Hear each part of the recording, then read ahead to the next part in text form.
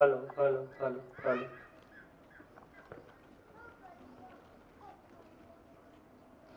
हाँ जी, सभी को नमस्कार।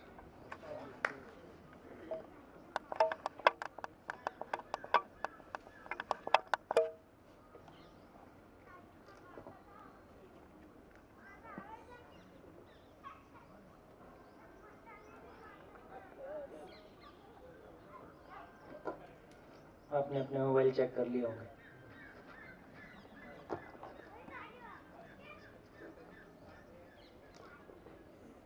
हाँ जी, मेरी जानकारी के लिए सर्वे कर लेते हैं पहले।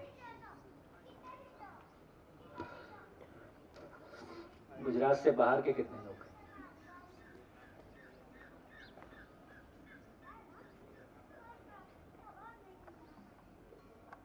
लगभग 40-60 है।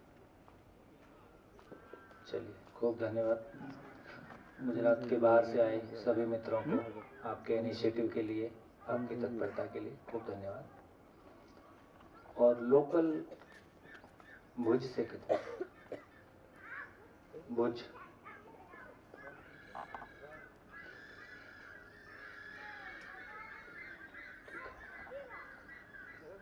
चलिए,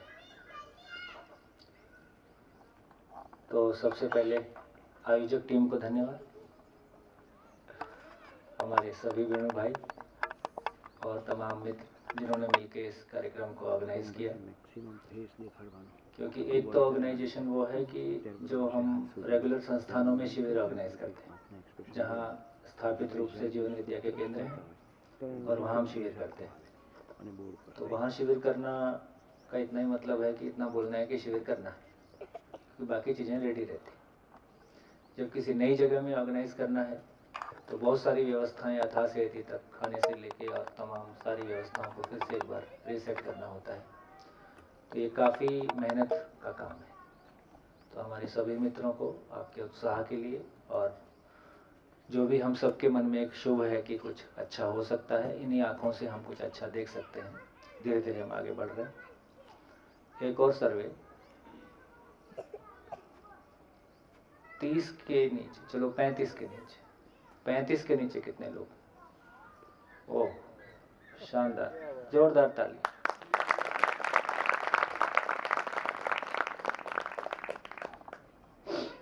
बहुत बढ़िया, ये वो शुभ संकेत है। चलिए, कुछ बातें मैं आपसे शेयर करता हूँ, फिर धीरे धीरे बात को आगे बढ़ाएंगे। एक तो ये कि कितने लोग हैं जो पहली बार आए? ओह, बहुत बढ़िया। चलिए, तो देखिए, ये पूरी 8 दिन की जर्नी ऐसे तो हंसते खेलते होगी, खाते पीते होगी। कोई अलग से ऐसा उठने का क्रम नहीं है कि आपको सुबह 4 बजे उठना है, इतने बजे सोना है। अपने आराम के साथ आप उठिए। नाश्ते का जो भी समय है वहाँ आराम से, और क्लास का समय। हमारी तरफ से ऐसा कोई बहुत मैंडेटरी नहीं होता है कि सुबह उठ के आप में से किसी को लगता है कि आप आसन प्राणायाम करते हैं, कराते हैं, आप योग करते हैं, तो मंच उपलब्ध है। आप सुबह आके जिनको करना है करा सकते हैं, जिनको करना है कर सकते हैं। तो किसी के लिए कंपल्शन नहीं है कि आप सभी को उठ के ऐसा करना है। हाँ, बस इतना ही है कि जो क्लास के समय है वो मेरे ख्याल से भाई जी ने सब शेयर किया ही होगा, तो उसको हम लेके चलेंगे। 8 दिन का ये प्रोसेस अपने आप में एक बहुत कॉन्सेंट्रेटेड माइंडसेट के साथ काम करने का है। जैसे एक ऑपरेशन थिएटर में ऑपरेशन होता है, और ऑपरेशन थिएटर में यदि ऑपरेशन हो रहा है तो उसकी कुछ मर्यादा है, और बहुत नेचुरल है कि हम सभी लोग अपना समय निकाल के आए हैं और अपने तन मन धन से आए हैं, तो हमको भी अपने समय का सदुपयोग हो और बेहतर रिजल्ट। 8 दिन बाद हम एक बेहतर रिजल्ट की अपेक्षा करते हैं। आप क्या रिजल्ट की अपेक्षा करते हैं वो मैं आपसे पूछूंगा, लेकिन जो भी हो, एक हम एक बेहतर रिजल्ट की अपेक्षा करते हैं। तो आपके भी समय का सदुपयोग हो और हम सभी के इस एफर्ट का सदुपयोग हो, तो उसको लेके कुछ बातें मैं आपके साथ शेयर करता हूँ। आप उसको लिखना चाहें लिख लें, है ना, ध्यान में रखना चाहें रख लें, क्योंकि ये कुछ बातों पे ध्यान देने से हमारा रिजल्ट कई गुना बढ़ जाता है ना। पहले से हमारे ध्यान में रहेगा तो हम उसको लेके चल पाएंगे। तो पॉइंट नंबर 1, जो कुछ भी यहाँ चर्चा होगी उसको आप अपने लिए सुनेंगे, पहली शर्त। तो सुनते सुनते आपको ख्याल आ गया, हाँ ये बात मेरी पत्नी के लिए सही है, उसको ठीक होने की जरूरत है। या आपके मन में ख्याल आ गया कि मेरे भाई को ठीक होने की जरूरत है, या मेरा पार्टनर ना बिल्कुल ऐसा ही है, ये उसके लिए कहा जा रहा है। तो कृपया करके, जिंदगी आपकी है। क्या है ना, ऐसे पता नहीं चलता है कि जिंदगी अपनी है।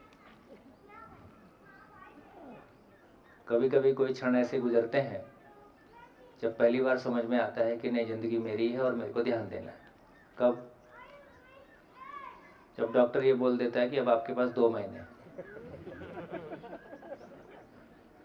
तो पहली बार ध्यान जाता है कि अच्छा ये 2 ही महीने हैं।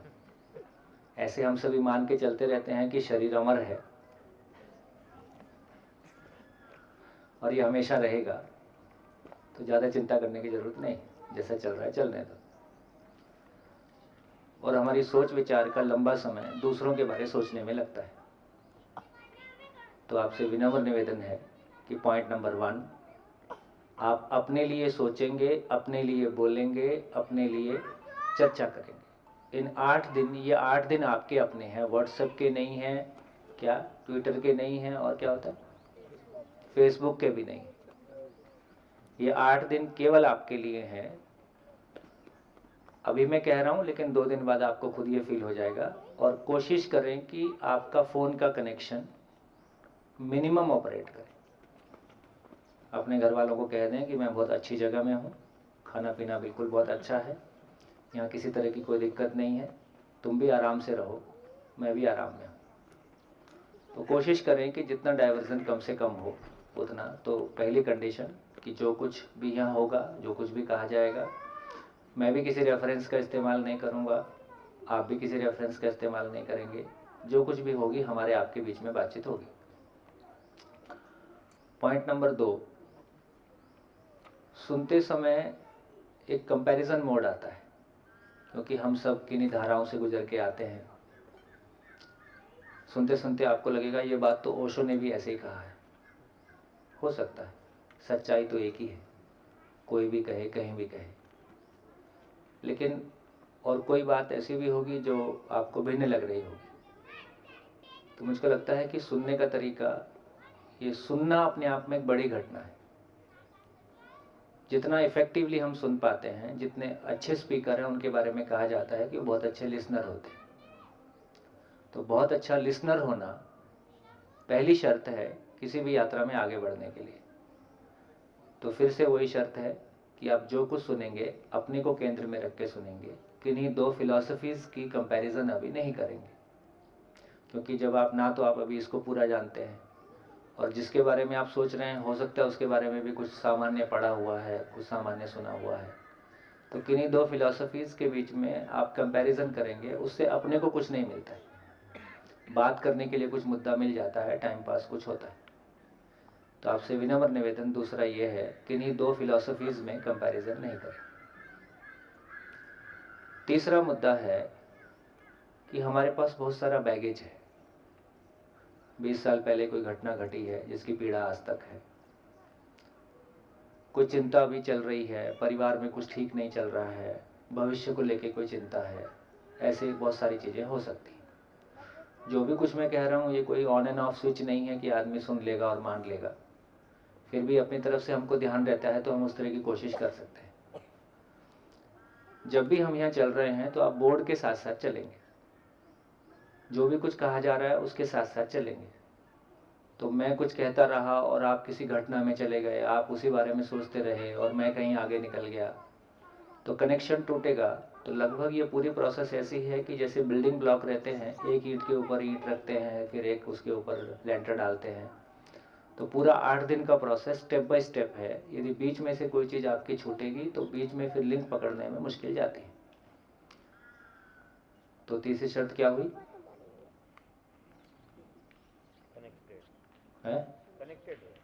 कनेक्टेड रहना है। चौथी चीज, इस अनुसंधान का ये आश्वासन है कि आपके पास पूछने के लिए क्वेश्चन नहीं बचेगा। आपके सभी प्रश्न आमंत्रित हैं, लेकिन कहने सुनने की भी एक सीमा है। तो आप कम से कम एक काम करते जाएंगे कि जितने प्रश्न आपके मन में उठेंगे उनको आप कॉपी के बैक साइड में लिखते जाएंगे। जब आप कॉपी के बैक साइड में लिख देते हैं तो आपको ये दबाव नहीं रहता है कि मेरा प्रश्न है और फिर मैं भूल जाऊंगा तो अभी पूछना था। कुछ कुछ आप पूछते भी रहेंगे, जितनी चर्चा हो सकती होगी उतनी करते भी रहेंगे, लेकिन फिर भी ऐसा तमाम ये स्थिति बनती है कि अचानक लगता है कि सारे प्रश्नों पे बात हो सकती है, तो फिर बहुत कुछ अंदर से उठता है। 4 हो गई। कौन रिपीट करेगा? मैंने जो कुछ बोला उसको कौन रिपीट करेगा? हाँ जी, माइक दीजिए। आपका परिचय सहित बोले। मेरा पानी नहीं है। बस बस हो गया, मैं ले लूँ। जी बोले। शशांक पांडे, यूपी बस्ती। हाँ, क्या बात है। किसके थ्रू आए? सुनील सर हैं, अच्छा। क्लास की। जी। पहला तो हम जो भी काम करेंगे, जैसा भी कुछ भी करेंगे, वो अपने लिए सोचना, बोलना या चर्चा करना जो भी है वो अपने बारे में, किसी दूसरे के बारे में नहीं। हाँ, पूरे केंद्र में अपने आप को रखे रखेंगे। जी।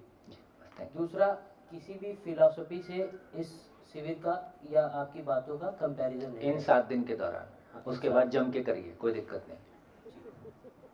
तीसरा, कनेक्ट रहेंगे यहाँ से, मतलब किसी घटना के बारे में सोचते हुए उसी में नहीं भूल जाएंगे। हाँ, आपका ध्यान जरूर जाएगा, लेकिन उसको लौटा लाएंगे कि नहीं अभी साथ साथ चलना है, इसको बाद में देखेंगे। कोई समस्या ऐसी हो जो आपको परेशान कर रही हो, कोई पीछे की चीज़ें ऐसी, उनको लिख के छोड़ दें। लिख लेने से अपना मन मान लेता है कि हाँ ये अकाउंट में आ गया। अपने मन को मनाना ही तो है। हाँ जी। चौथा, चीज़ों को अपने साथ नोट करके रखेंगे, लिखेंगे। हाँ, कोई प्रश्न आपके मन में उठते हैं उनको लगातार आप लिखते भी रहिए, तो आप देखेंगे कि बहुत सारे आंसर आते जा रहे हैं, बहुत सारी चर्चाएं होती ही रहेंगी और हम आगे बढ़ते रहेंगे। बढ़िया, खूब धन्यवाद, शानदार। बैठिए। चलिए, तो आशा है कि हम बहुत अच्छी गति पाएंगे। पंडाल बहुत सुंदर, साइज पालिताना से छोटा है, ज़्यादा कॉम्पैक्ट लग रहा है, पर गर्म भी होगा दिन में ऐसा लग रहा है, तो नीचे से खोल देंगे। बहुत बढ़िया। तो चलिए यात्रा शुरू करते हैं। तो देखिए, पहला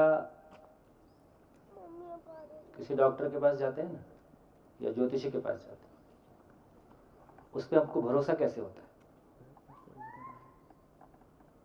तो पहला काम तो भरोसा बैठना है, तो उस पर हमको भरोसा कैसे होता है? तो ये मेरे को कुछ शारीरिक समस्या थी, तो मैं किसी डॉक्टर के पास गया, तो उसने नाड़ी पकड़ के हूबहू सब बता दिया। तो ज्योतिषी कई बार आपका जिंदगी का घटनाक्रम बता देता है, लगता है यार बात समझ तो पा रहा है। तो आज का दिन ऐसे ही है हमारा। मैं कम से कम जो प्रॉब्लम का रूट है उसको पहचान पा रहा हूँ, और हम सब मिलके उसको पहचान लेंगे। आज हम ये पहचानेंगे कि रूट कहाँ पे है। एक बार रूट पहचान में ठीक ठीक आ जाएगी तो फिर अगले 7 दिन में उसको हैंडल करेंगे। लेकिन शुरू करने के पहले मेरे को लगता है कि मैं आपसे भी पूछ लूँ कि काफ़ी सारे नए लोग हैं शिविर में, कितने लोग पुराने हैं? पुरानों की भी कमी नहीं। हाँ ठीक है, शाम को ग्रुप्स बनाएंगे, क्योंकि पुराने लोग फिर साथ में मिलके नए लोगों के साथ। तो नए लोग ये कुछ लोग शेयर करें कि आप क्या अपेक्षा लेके आए।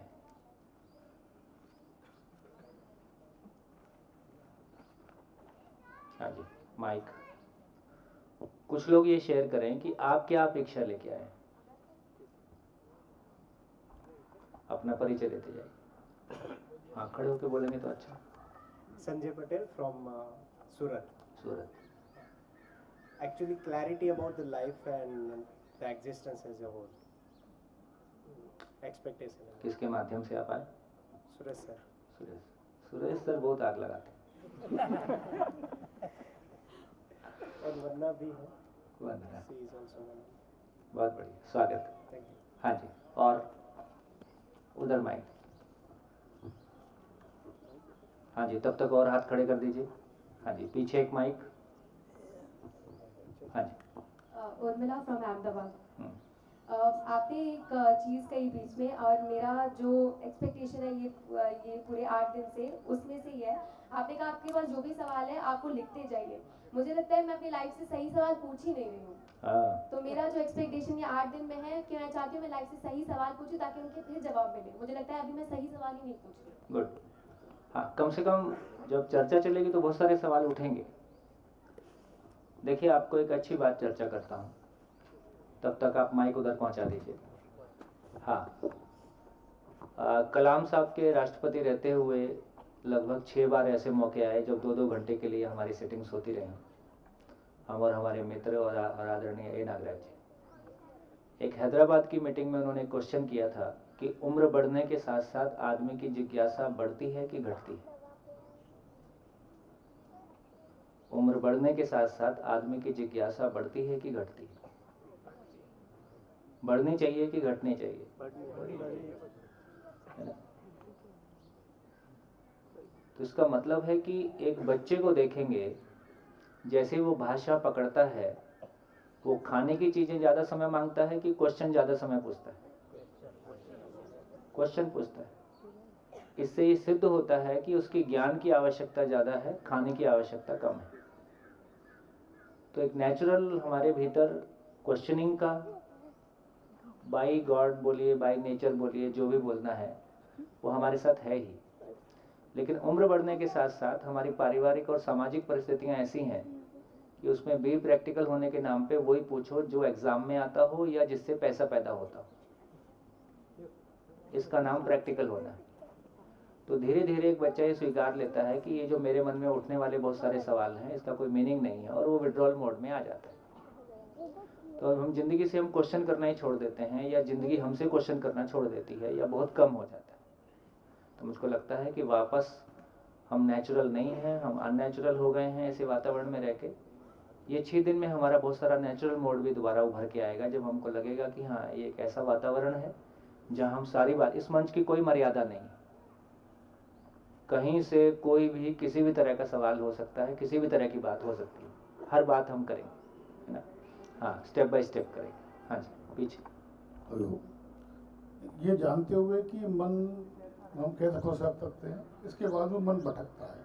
आओ। वास्तविक खुशी को जानते हुए, अंदर से जानते हैं कि वास्तविक खुशी कहाँ पर है, इसके बावजूद मन उधर नहीं आता है। फिर मन में एक विचार आता है कि यार ये इसका सबसे बड़ा कारण परिवार है, परिवार को छोड़ देंगे तो हम खुश हो जाएंगे। और कभी लगता था परिवार बसा लेंगे तो खुश हो जाएंगे। ये परिवार भी ना बहुत मुश्किल है। तो फिर ये विचार आता है कि यार जिस जिम्मेदारी है इसको निभानी है, हाँ, गले पड़ उसे गए। भागना नहीं है। हाँ, तो ये देखने आए कि परिवार के साथ भी हम कैसे उसी की तरफ लौट सकते हैं, मन भटके नहीं और दूसरी चीजें होंगे। यही है। आपका थोड़ा परिचय कर दीजिए। सुरेंद्र कुमार जैन, भरतपुर राजस्थान। भरतपुर राजस्थान। बढ़िया, स्वागत। किसके थ्रू आए? सुधीर आगे वाले जी, ये तो नाम ही आगे वाले। स्वागत है। हाँ जी, और कोई शेयरिंग? हाँ जी, पीछे मैं। I am Mamta from Gandhidham. मेरा ये एक्सपेक्टेशन है कि मैं छोटी छोटी बातों पे बहुत ज़्यादा टेंशन लेती हूँ, और गुस्सा तो मुझे इतना आता है कि मेरे खुद पे कंट्रोल नहीं रहता है। तो मुझे यहाँ पे आके खुद पे कंट्रोल करने की बहुत एक्सपेक्टेशन है। दुख सुख वो सब है ना, मैंने यूट्यूब में वीडियो देखा था, तो थोड़े टाइम तक मेरे में रहा, वो चेंजेस रहा, मैं थोड़ा नॉर्मल हो गई, इतना कुछ, फिर थोड़े दिन के बाद फिर जैसे थी वैसी हो गई। परमानेंट ठीक होना है, मतलब ये मेरी एक्सपेक्टेशन है। बढ़िया। हाँ जी, और कोई?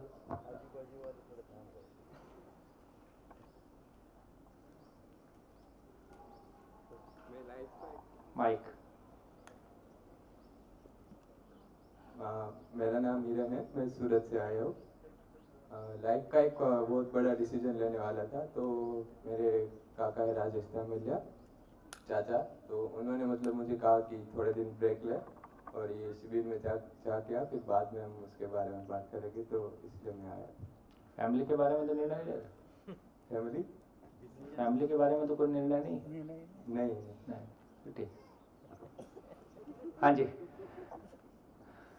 और हाँ जी, मेरा नाम अंकित ठक्कर है, मैं गांधीधाम से आया हूँ। मेरी एक्सपेक्टेशन है भय मुक्त जीवन पूरी तरह से कैसे जिया जाए, वो एक अंदर से एक्सपेक्टेशन है। कब से ऐसा सोच रहे?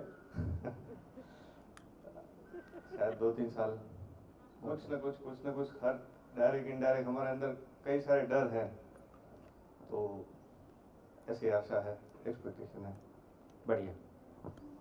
हाँ जी, और एक दो लोग और। हाँ जी, आगे दीजिए, आगे एक माइक, 2 माइक आगे।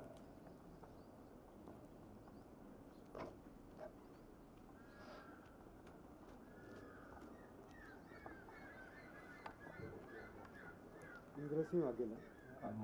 माइक ऑन करें। इंद्र सिंह वाघेला, मैं गांधीनगर से आया हूँ।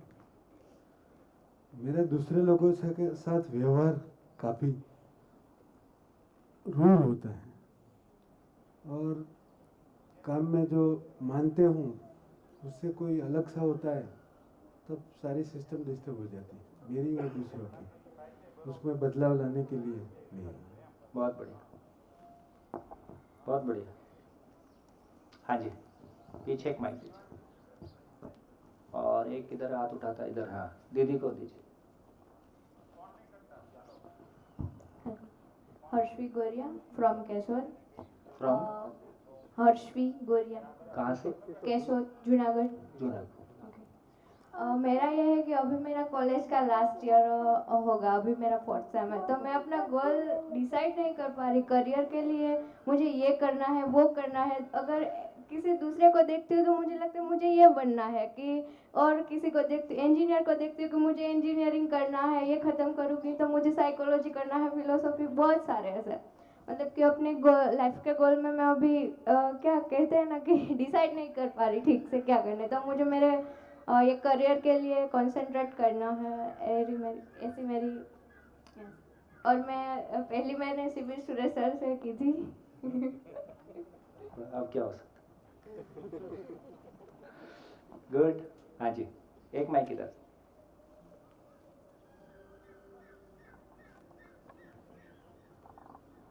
मेरा नाम भगवती बहन है, मैं सूरत से आई हूँ। कहाँ हो आप? इधर। हाँ जी जी। तो मैंने कई शिविर की है, लगभग 7 से 8 शिविर की है।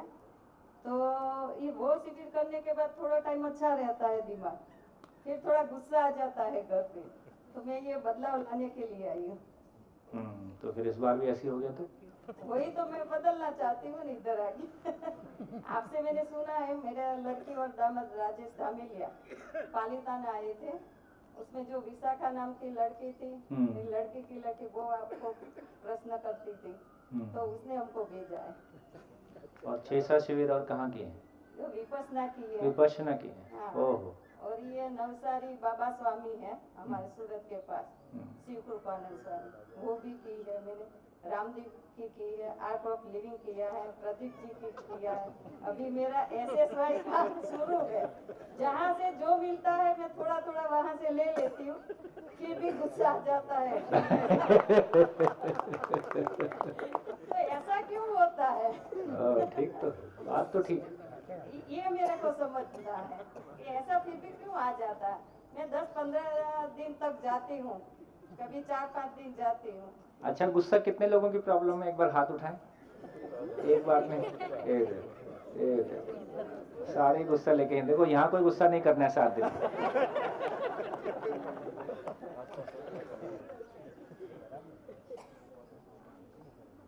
गुस्से के लिए सारे लोग एक सूत्र लिख लें, उस पे काम चालू हो जाएगा। इतनी कॉमन प्रॉब्लम है तो सभी लोग लिख लें एक सूत्र। अपनी अक्षमता का प्रदर्शन ही क्रोध है। अपनी अक्षमता का प्रदर्शन ही क्रोध है। जब हम कोई सिचुएशन को हैंडल नहीं कर पाते हैं तो हम चिल्लाने लगते हैं। जब तक हमको लगता है कि हम हैंडल कर सकते हैं, हम नॉर्मल रहते हैं। तो मेरी वो अयोग्यता है। जब अपनी नहीं चलती है तब, हाँ, जब अपनी नहीं चलती है तभी प्रॉब्लम होता है। और सारी प्रॉब्लम इतनी है कि चलेगी किसकी। देखिए, ये बहुत टेक्निकल बात है ना, ये समझने लायक बात है। एक व्यक्ति के भीतर से लेके पूरे विश्व में एक ही प्रॉब्लम है कि चलेगी किसकी, दूसरी प्रॉब्लम ही नहीं। अब चलेगी किसकी के लिए संघर्ष है। तो कभी वो संघर्ष बाप बेटे के बीच है, कभी वो सास बहू के बीच है, कभी वो देरानी जेठानी के बीच है, वही संघर्ष ऑफिस में है, वही संघर्ष किसी राज्य में है, वही विश्व में है, वही देशों के बीच में है। सारा मामला इतना ही है कि चलेगी किसकी। तो ये चलेगी किसकी, और जिसकी एक बार चल गई वो क्या चाहेगा, हमेशा चलती रहे।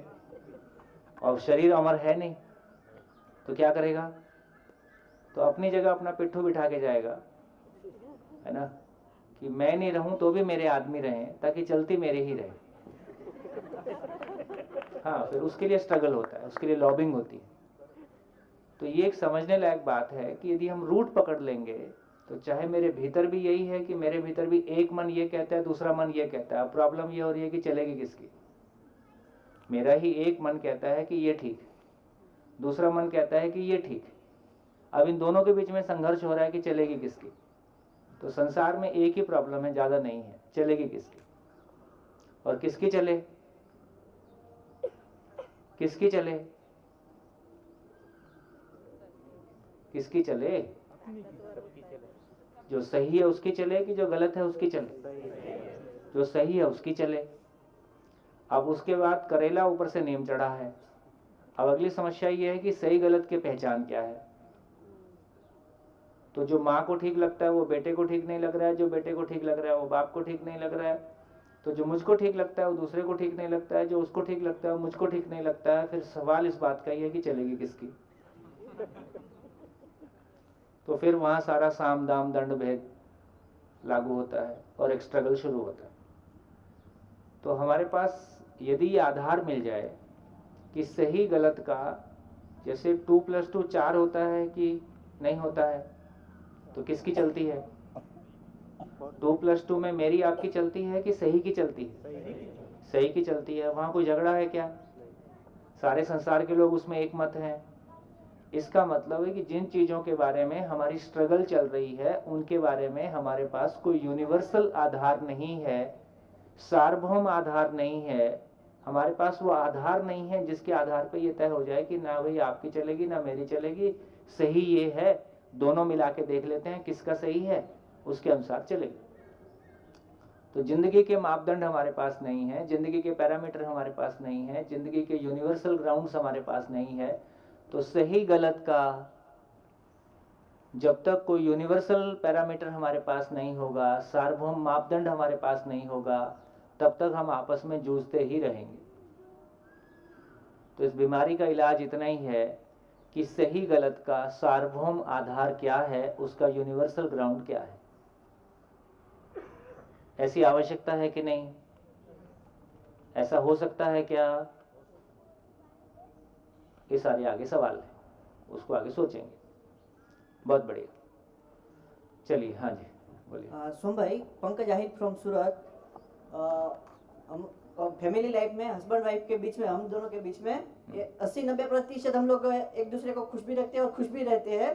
फिर भी 10-20% हम लोग कभी लड़ना झगड़ने और संघर्ष हो जाता है। तो बस मैं खुश रहूं और उसको मैं दुखी ना करूं, उसके लिए क्या समझना है और वो मुझे समझ डेवलप करनी है, वो मेरी अपेक्षा है। कितने साल हो गए शादी को? 1 साल।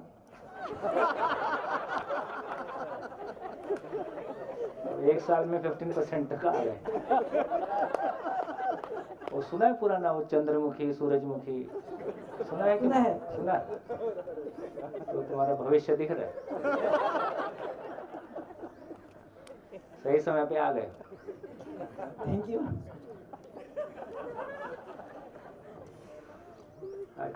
काफी लोगों को अब शिविर अपना सा लग रहा है ना। ये कॉमन ग्राउंड।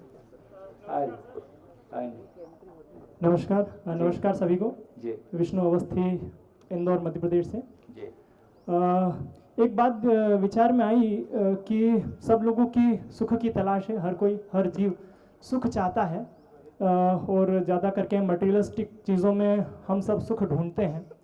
पर ये देखने में आया कि जिनके पास सब कुछ है, सत्ता, संपत्ति, मान, सम्मान, स्वास्थ्य सब है, फिर भी वो भी दुखी हैं। तो फिर ये समझ में आया कि व्यक्ति अपनी समझ और अपने ज्ञान से सुखी होता है या अपनी नासमझी से दुखी होता है। तो फिर फोकस मटेरियलिस्टिक चीज़ों को इकट्ठा करने में नहीं देना चाहिए, समझ को बढ़ाने में देना चाहिए। तो समझ को बढ़ाने के इस रास्ते पर मुझे मेरे मित्र हैं सुरेश प्रजापति, वो भी ट्रेनर हैं, तो उन्होंने सजेस्ट किया कि एक बार यह जो है सेशन मुझे ज़रूर अटेंड करना चाहिए। तो इसके लिए यहाँ पर उपस्थित हूँ। Thank you so much. स्वागत। देखिए, जो लोग इतनी क्लैरिटी के साथ आ रहे हैं तो नेचुरली उनको कोई बढ़िया है ना रहेगा, अच्छी स्थिति बनेगी। हाँ जी, स्वागत। मेरा नाम तेजस्विनी व्यास है, मैं घाटकोपर मुंबई से आई हूँ। एक्चुअली मुझे तो लाइफ क्या है उसके बारे में जानना है कि हम लोग सब ये को एग्जिस्टेंस का मेनली है कि को एग्जिस्टेंस, तो तारे हैं, सितारे हैं, नदी हैं, सब हम लोग सबके साथ जी रहे हैं। तो what is life actually and why we are here, वो मैं जानना चाहती हूँ। बाकी अभी तो मैं लाइफ से बहुत खुश हूँ, कोई समस्याएं नहीं है मुझे, थोड़ी बहुत आती है, वो तो लाइफ है, थोड़ी बहुत आती है, लेकिन ऐसे मैं खुश रहती हूँ। लेकिन तो भी और मुझे जानकारी चाहिए कि क्या है ये जीवन। किसके थ्रू आया? डॉक्टर छोटा लाल शाह, घाटकोपर। हाँ जी।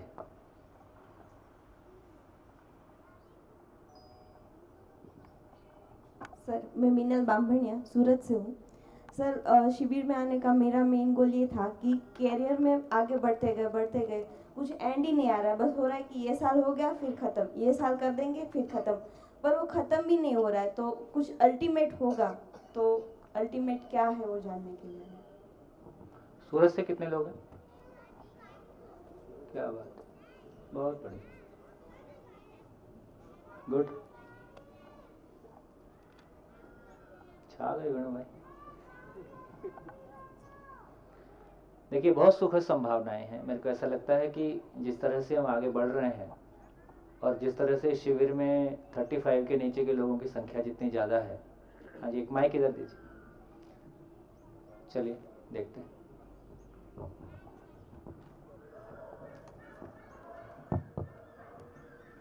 निरुपमा मेहता, कच्छ भुज से हूँ मैं जी।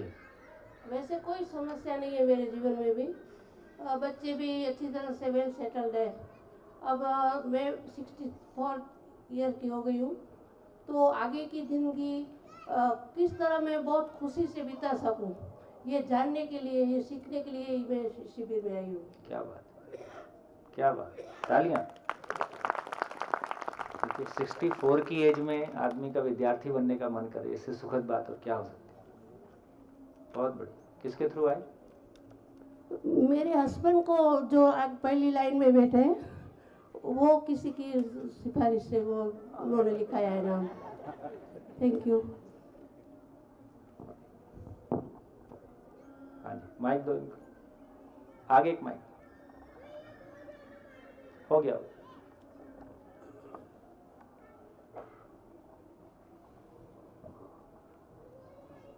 नमस्कार, निशद मेहता भुज से। देखिए, आपको विशेष नमस्ते है, आपकी जगह में, आपकी शरण में बैठे हैं। हमारी दोनों की अच्छी लाइफ चल रही है और जिस तरह मेरी वाइफ ने अभी बोला कि भाई आगे हम किस तरह सुखी दाम्पत्य जीवन व्यतीत करें और सुख मिले, इसके लिए हम आए हैं। वैसे मेरे को भी, मैं भी और संस्था के साथ जुड़ा हुआ हूँ जी। तो संस्था में भी कई प्रश्न आते हैं, तो उसमें भी मैं कैसा अच्छी तरह से हैंडल करूं और मेरे जो सहभागी है उसके साथ मैं अच्छा व्यवहार कैसे कर सकूं ज़्यादा, वो सीखने के लिए मैं यहाँ उपस्थित हुआ हूँ। जी, देखिए, ये एक ऐसा अनुसंधान है, हम बहुत सारे लोग किन्हीं संप्रदाय से, कोई किन्हीं गुरु से, सबसे जुड़े ही होते हैं। लेकिन देखिए कितना खुलापन है, किसी एक तरह के संप्रदाय या एक तरह के गुरुजी से जुड़े होने के बावजूद हम जो भी अच्छी चीज़ें हमको कहीं भी मिले हम उनको देखना सुनना चाहते हैं। ये खुलापन ही हमको आगे लेके जाता है। शायद भारत एकमात्र ऐसा देश है जहाँ आस्तिक दर्शन भी हैं, नास्तिक दर्शन भी हैं, और सभी एक दूसरे का सम्मान करते हैं और सभी एक दूसरे को किन्हीं विधियों के रूप में पहचानते हैं कि कोई रास्ते हैं जिन पे हम अलग अलग प्रयोग कर सकते हैं। मैं मेरी ज़िंदगी में ऐसे भी लोगों से मिला जिन्होंने अपनी शरीर यात्राओं में कई इज़्म को फिजिकली प्रैक्टिस किया। यदि वो उन्होंने सिखिज़्म को प्रैक्टिस करना था तो किताब नहीं पढ़ी, अपना पूरा सिखिज़्म की जीवन शैली को केश बढ़ा के और पूरा वेशभूषा सहित, खान पान सहित, रहन सहन सहित, है ना, यदि वो ईसाइयत को समझना चाहते थे तो ईसाई होके जिया। तो तमाम तरह के लोग इस दुनिया में हैं जो किसी सच्चाई की तलाश में जहाँ भी मिले, जो भी मिले। इस अनुसंधान की खूबसूरती ये है कि आप जिस भी संप्रदाय या जिस भी आस्था के साथ जुड़े हैं, उनका जो भी साहित्य है, ये पूरा समझने के प्रोसेस में आपको वो पढ़ने से और ज़्यादा क्लैरिटी मिलेगी। जितना अभी तक आपका रुझान था, जितनी अभी तक आपकी उसको पढ़ने से आपका मन लगता था, क्लैरिटी बनती थी, जैसे जैसे ये समझ में आएगा उससे हमारी ही जो अब तक हम पढ़ रहे थे, चल रहे थे, जिन रास्तों पे चल रहे थे, उसी के प्रति हमारी और क्लैरिटी भी बनेगी। ऐसा भी होता है ना। तो बहुत स्वागत है आपका। हाँ जी, और कोई? एक माइक इधर।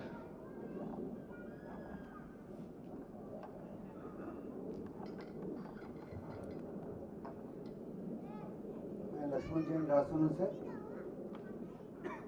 जी। उम्र 70 साल के करीब हो रही है जी।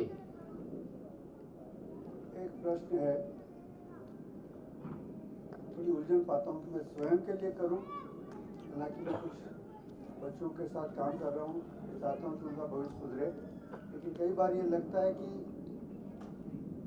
जैसे वर्षों की फिलोसफी है कि खुद को सुधारो, खुद अच्छा बनोगे तो अपने आप सब अच्छा होगा।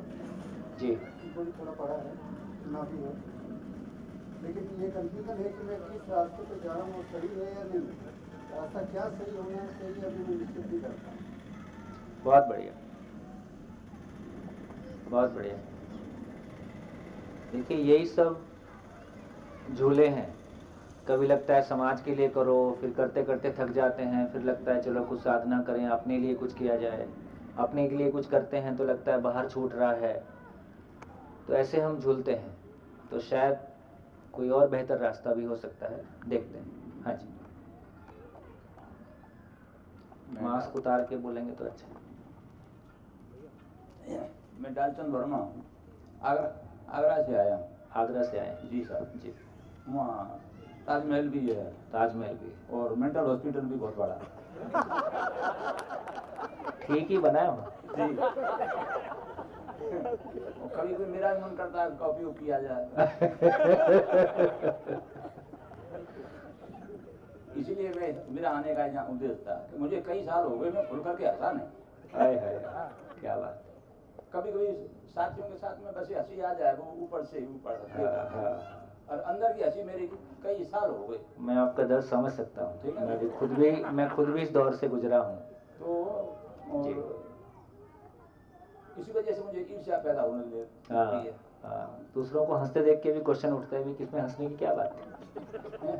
हाँ। और परिवार में खुशहाली है, कोई प्रॉब्लम नहीं है। गवर्नमेंट जॉब मैंने किया, न्यायपालिका में रहा, सारी उम्र मैंने मुकदमे देखे, लोगों के झगड़े देखे, वो कुछ झगड़े सुलझाए भी, लेकिन अपना अंदर का जो झगड़ा है वो नहीं सुलझता है। बहुत बढ़िया, बहुत बढ़िया। मेरी पत्नी भी ठीक है, साथ में लाया हूँ, वो भी अब मुझे खूब सहयोग करती है, पहले विरोध भी करती थी खूब। ये हर घर में होता है। मैंने जीवन भर मुकदमेबाजी देखी, कोर्ट में देखा तो मैंने झगड़े ही देखे थे। फैमिली कोर्ट में भी रहा मैं कुछ दिन, तो वहाँ विवाद तो होता ही था। ऐसा लगता था जैसे लोग शादी करते हैं कोर्ट में आ जाते हैं। हाँ, ऐसा होता था। हाँ, एक दिन में 200 तारीखें लगती थी। अच्छा जी। हाँ, मैं लगाता था। तो ये वो भी मैंने सब देखा, दुनिया देखी। लेकिन अब मैं 65 ईयर का होने जा रहा हूँ। बहुत बढ़िया। लेकिन अपना सुख नहीं। मैं सोचता हूँ कभी कभी या तो सुसाइड करूँ, फिर मैं सोचता हूँ यार सुसाइड क्यों करूँ, क्या जरूरत पड़ी है, फिर मेंटल हॉस्पिटल चला जाऊँ। मेंटल हॉस्पिटल वाले पैसे मांगते हैं 20,000 रुपये एडमिट करने। हाँ, खैर वो भी मैंने छोड़ दिया। मैंने कहा चलो, फिर मुझे किसी ने सजेस्ट किया, मेरी बेटी है, बेटी की बेटी है, वो उधर रहती है गोवा में, तो अच्छी है वो, तो मुझे किसी से पूछा होगा उन्होंने कि आप वहाँ जाइए स्वामी त्यागी जी के शिविर में, तो ये उन्होंने मुझे सर्च किया और मैं इधर आया। तो मेरे दिल का जो दर्द है वो निकल, हंसी खुशी, मतलब वो अब लास्ट टाइम आ रहा है, पता नहीं 10 साल जिएंगे, 15 साल जिएंगे, तो अगला जन्म उसी के आधार पर मिलेगा, जैसा हम अब अंत समय पर रहेंगे बहुत बढ़िया, वैसे ही हम आगे जाएंगे। बहुत तो जीवन की यात्रा जो सुखद पूर्ण हो जाए, बाकी कोई ना पैसे की कमी है, ना परिवार की कमी है, 2 बेटे हैं, अच्छे हैं, बहू हैं, ठीक है, सब कोई प्रॉब्लम नहीं। बहुत बढ़िया। देखिए, मैं सोचता हूँ कि जो 35 के नीचे के लोग हैं और जो ये 60 के ऊपर के लोग हैं, ये दोनों एक दूसरे के लिए आईना है। यदि हमने सोचना शुरू नहीं किया तो हम भी वहीं पहुंचने वाले हैं। ये हमारा भविष्य है। और सही अर्थों में 35 में क्या करें और 30 में क्या करें और 25 में क्या करें, और एक बच्चा जब पैदा होता है तो उसको क्या वातावरण दिया जाए, ये कोई एक दिन की तैयारी नहीं है, शायद एक लंबी तैयारी का सवाल है। और ये एक सौभाग्य है कि हम इतने सारे लोग एक साथ उस ज़िंदगी पे बात करने के लिए बैठे हैं जिसको जितनी प्रायोरिटी और जितनी इम्पोर्टेंस देने की ज़रूरत थी हमारी ज़िंदगी के दौरान, उतना स्पेस हमने नहीं दिया है और किन्हीं दूसरी चीज़ों को हमने महत्वपूर्ण माना है। जिसको महत्वपूर्ण माना था उसकी कमी पूरी हो भी गई है, जिसको महत्वपूर्ण नहीं माना था उसकी कमी महसूस हो भी रही है। तो यही प्रोसेस है, इसी प्रोसेस से गुजर के हम लोग आगे जाते हैं। बहुत बढ़िया। हाँ जी, हाँ जी। शैलेश गौर, भुज से हूँ मैं जी। मेरे को भी बहुत आपकी जो शिविर आत्मीय कॉलेज राजकोट में थी, हाँ, तो मैं और मनोज भाई साथ में एक अच्छा। 1.5 दिन के लिए आए थे, तब से एक इच्छा थी आपकी शिविर अटेंड करने। मनोज भाई? तो मनोज भाई सोलंकी, हाँ, वो आने वाले हैं जी। तो बस वही इच्छा से खींच के सब कुछ छोड़ के 7 दिन के लिए यहाँ गए हैं। घर पे अपना अवसर आया है तो पूरा फायदा। ये तो बात ठीक। मेरी तो बहुत दिन से इच्छा थी कि कच्छ में जाना है एक बार, तो इस बार ये इच्छा पूरी हुई है। खूब बढ़िया, खूब बढ़िया। तो आगे बढ़े। हाँ जी, लास्ट पीछे एक माइक दीजिए, तब तक आप बोल दीजिए। नमस्कार सर, मेरी इस शिविर से यही इच्छा है, मुझे सरल जीवन कैसे जिया जाए। छोटी थी तब से ये था कि कुछ दिखावा करके नहीं जीना है मुझे। फिर शादी हुई डॉक्टर फैमिलीज में, तो ऐसा अच्छा नहीं लगता, ऐसा अच्छा लगता है, ये नहीं लगता। तो मुझे ऐसा लगा कि मेरा अस्तित्व कहीं ना कहीं घूम गया, तो मुझे वो वापस चाहिए और वही सरल जीवन जीना है, यही लेके जाना है मुझे यहाँ से। कहाँ से आए? सूरत से। सुरेश सर, संजय सर और वंदना, तीनों ने बोला मुझे। सूरत की तो सूरत बदलने वाली है। सूरत की सूरत पहले भी कई बार बदली। हाँ जी। आगे सर, मैं आगेवाल जी के कहने से आया हूँ जी। और त्यागी जी आपको बार बार धन्यवाद। वो एक कविता आती थी कि अंधेरी रात में दीपक जलाए कौन बैठा है। आप इस दुनिया में कम से कम ऐसे दीपक जला रहे लोगों को ज्ञान जागृत कर रहे हैं। सर आपको हजारों बार धन्यवाद सर। और सर मेरा एक निवेदन है, उधर से एक भाई कह रहे थे आगरा वाले, मैं एक निवेदन करना चाहता हूँ अपने भाइयों से कि बुढ़े कितने हैं, थोड़ा हाथ उठा दें। मेरे निवेदन से हाथ उठा दें। बुढ़े कितने? उठा दें, वही हाथ उठा दें। बुढ़े मतलब 60 के ऊपर है या 65 के ऊपर? सर 60 से ऊपर। 60 से ऊपर। सर वैसे मैं उम्र की वो निर्धारित नहीं करना चाहता कि 60 या 65। मैं एक बात कहना चाहता हूँ कि वो लड़के भी बुढ़े हैं, 20-25 साल के लड़के लड़कियाँ जो खाट पर बैठे बैठे अपने घर वालों को आदेश दे रहे हैं कि मुझे खाना लाओ, मुझे पानी लाओ, वो बुढ़े हो गए। और वो यंग जो 80 साल का है, वो 80 साल का है, 90 साल का है, अपने काम बदस्तूर कर रहा है, वो यंग है सर। बहुत बढ़िया। अभी एक भाई उधर से कह रहे थे, मुझे ध्यान आया कि साहब मैं ये सुख चाहता हूँ। सुखवाद हेडोनिज्म, ये मांगने से नहीं मिलता है, उसके पीछे लगने से नहीं मिलता, वो इतने दूर भागता है। मैंने अनुभव किए हैं, किताबों में पढ़ने से भी नहीं होता है ये चीज़ें। और मैंने एक दूसरी अनुभव की है बात, एक बिज्जी का नाम आप लोगों ने किसी सुना है? बिज्जी का,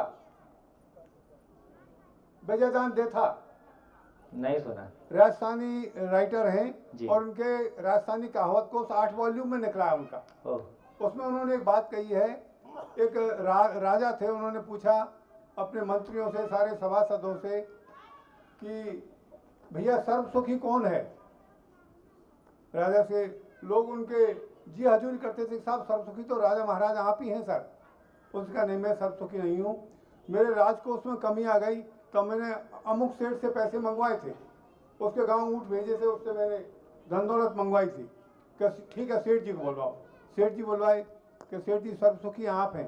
कि नहीं महाराज मैं सर्व सुखी नहीं हूँ, मेरे तो लड़के नाम के हैं लेकिन वह है किसी दूसरे के ही। ठीक है आप सर्व सुखी, तो कौन है सर्व सुखी? कैसे मेरे गुरु हैं सर, उनके चेहरे पर तेज चमकता है। गुरु को बुलवाया, उनसे निवेदन किया, गुरु जी आप सर्व सुखी हैं कि नहीं? भैया गृहस्थ के सुख भोगने की मेरी इच्छा करती है लेकिन मैं बंधन में बंधा हुआ हूँ। तो दुनिया में सर्व सुखी कोई नहीं है, अपना मन है। आप खुद अपने अनुभव से, अपने आत्मबल से। सर मैंने एक और देखी है त्यागी जी, एक बात, दुनिया में सारे लोग मरे हुए हैं ज़्यादातर, IAS IPS और ये जितने भी ये लीडर हैं, ये कई कलेक्टर वगैरह हमसे कहते थे, मैंने एक अनुभव किया सर। एक बार हम जब BA फाइनल में थे सन 75 में, तो हमने सरदार भगत सिंह के भाई और भाभी को अपने कॉलेज में बुलवाया। हमने उनकी छोटी मूर्ति का अनावरण किया था। मैंने उनके भाई और भाभी से पूछा, मैंने कि सर उनके लिए कुछ अनुभव सुनाओ, उनके क्या कहते थे, वो कुछ संस्मरण सुनाओ, वो अपने घर के लिए क्या कहते थे। उनके भाई भाभी ने कहा कि वो एक बात कहते थे कि मुझे घर की परवाह नहीं, सारा हिंदुस्तान मेरा घर है, पूरा मेरा परिवार है। ऐसे लोगों के नाम रहे थे। उस दिन मैंने गांठ बांध ली कि समाज के लिए, देश के लिए कुछ करना है। सन 14 में 8 अगस्त को मैंने, मेरे 12 गांव हैं बैसलाओं के, वहाँ मैंने पंचायत इकट्ठी करवाई लोगों की। लोगों ने कहा भैया क्यों बुलवाए? मैं सर मेरा एक निवेदन है भैया, मेरे मन में एक कसक है, एक दुख है। कि क्या दुख है? मैंने कहा ये फिजूल खर्ची कर रहे हैं हम, कि क्या पहले हम भात जावड़े जो देते थे, उसको मायरा कहते हैं, भात को यहाँ मायरा कहते हैं, उसमें 100 जोड़ी कपड़े देते थे। इन कपड़ों को कम करो। कि कितने करें? हम कहा 3 करो। 8-9 साल हो गए, वो 3 ही कपड़े रख दिए। बच्चियों की शादी में जो फ्रिज, टीवी, कूलर इत्यादि देते थे वो बंद करवा दिए बिल्कुल। तीये में हम खाना बनाते थे, मृत्यु भोज करते थे, वो बंद करवा दिए। सर मुझे अब आत्मिक शांति हुई है कि कम से कम 4-5 हज़ार करोड़ रुपए मेरे समाज का बचाया है। इसके बाद आसपास के मीणा, हमारे आसपास मीणा हैं, माली हैं, जाटव हैं, वो आए। एक हमारे RPSC में, राजस्थान RPSC में BS जाटव अधीनस्थ बोर्ड में चेयरमैन थे, वो कलेक्टर थे हमारे। उसमें कलेक्टर ने कहा कि यार बेसरा जी आप हमारे समाज में करवाओ। मैंने कहा सर मेरे पास आएंगे तो मैं जाऊंगा आपके समाज में भी। तो मेरा एक निवेदन है, पूरी जो आप बैठे हुए हैं भाई बहन और नए बच्चे बच्चियां और मेरे बुजुर्ग साथी, आपसे सब निवेदन है, आप देश के लिए, समाज के लिए कुछ करो तो हमारे जीने का मतलब है। भगत सिंह आप यहाँ क्या अपेक्षा लेके आए? सर मैं ये अपेक्षा लेकर आया हूँ कि मुझे कुछ नया सीखने को, मैं जिज्ञासु हूँ सर। बहुत बढ़िया। सर आपने राहुल, आपके नज़दीक के थे राहुल सांकृतन, वो घुमाकर थे, पूरे देश में, पूरी दुनिया में घूमे थे। गंगा से बोलकर तो उनकी एक पुस्तक थी जी। तो सर वो पूरी जिंदगी घूमते रहे। सर मैं इंटरनेशनल फकीर हूँ सर, मैं भी घूमता रहता हूँ सर। बढ़िया बढ़िया। तो सर मैं आपसे कुछ सीखने आया हूँ। हमारी आपकी जमेगी सर। हाँ जी चलिए, तो लास्ट बेटिया से लास्ट करते हैं। आप माइक लीजिए, आप माइक ले लीजिए। मेरा नाम भरत भाई पटेल है, सूरत से आया हूँ जी। परिवार के साथ आया हूँ। मेरी समस्या तो ये है कि मैं बाहर औरों से बहुत सौम्य रहता हूँ, मगर घर वालों से इतना सौम्य नहीं रह पाता। कितने पुरुषों को लगता है कि घर में उनको ये सुनने को मिलता है? हाथ उठाएं। ये देखो, आप मुक्त हो जाओ, आपकी समस्या नहीं है। बस यही अपेक्षा के साथ आया हूँ। अधिकांश पतियों को अपने घर में सुनने मिलता है कि बाहर वालों के साथ तो बहुत अच्छे से बात करते हो। दूसरा ये है कि मैं कुछ महीनों में रिटायर होने वाला हूँ जॉब से। अच्छा। तो ये भी है कि अभी आगे से कैसा जीवन व्यतीत करें, बहुत क्या बढ़िया। करें, कितने साल बचे? कुछ महीने 4, 5, 6 महीने कुछ। ओह जी, करते हैं। बढ़िया। हाँ जी, माइक, एक माइक इधर।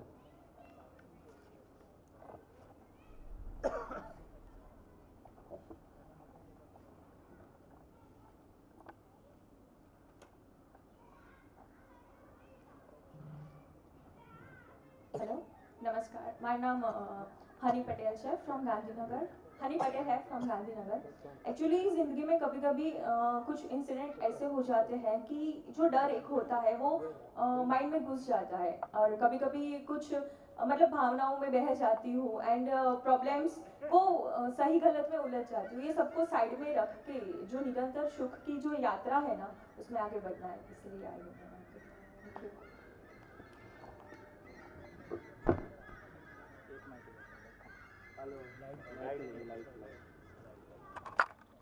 तिब्बत हरियाणा से आया हूँ।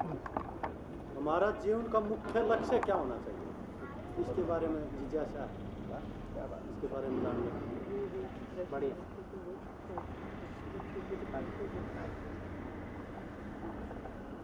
मैं राजेश मुंदानकर हूँ, पूना से आया हूँ। मैं कोई अपेक्षा ही लेके नहीं आया, मैं ऐसे ही आ गया।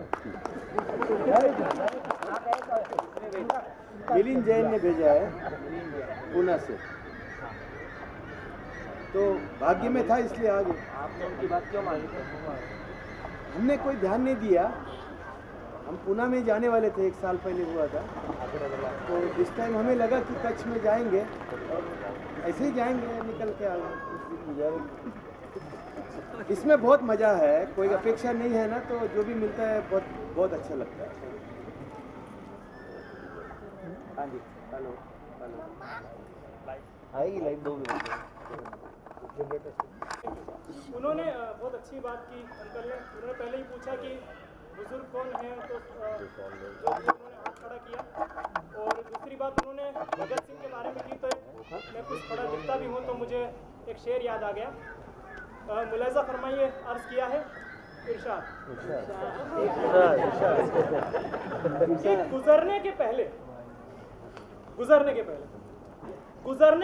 कुछ कर गुजरने का अरमान होना चाहिए।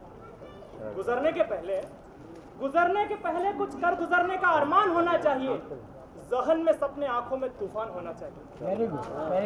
वाह करना पड़ता है। वाह वाह। ये मानूंगा कि आपको समझ में नहीं आया। गुजरने के पहले कुछ कर गुजरने का अरमान होना चाहिए। जहन में सपने, आंखों में तूफान होना चाहिए। और उम्र ढलने का बहाना तो बुज़दिलों को मुबारक। उम्र ढलने का बहाना तो बुज़दिलों को मुबारक। उम्र चाहे जो हो, दिल जवान होना चाहिए।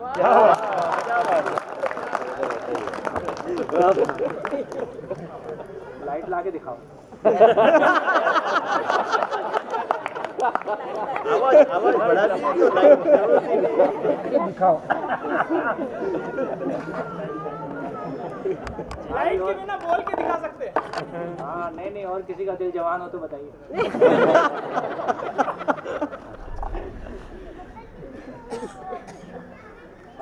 और कोई शेयरिंग?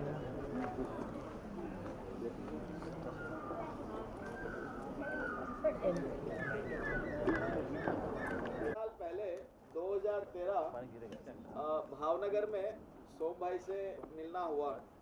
कुछ प्रश्नों के, बहुत सारे प्रश्नों के उत्तर थे और जिंदगी में बड़े अरमान थे। छोटे अरमान से अपना कभी वास्ता ही नहीं रहा।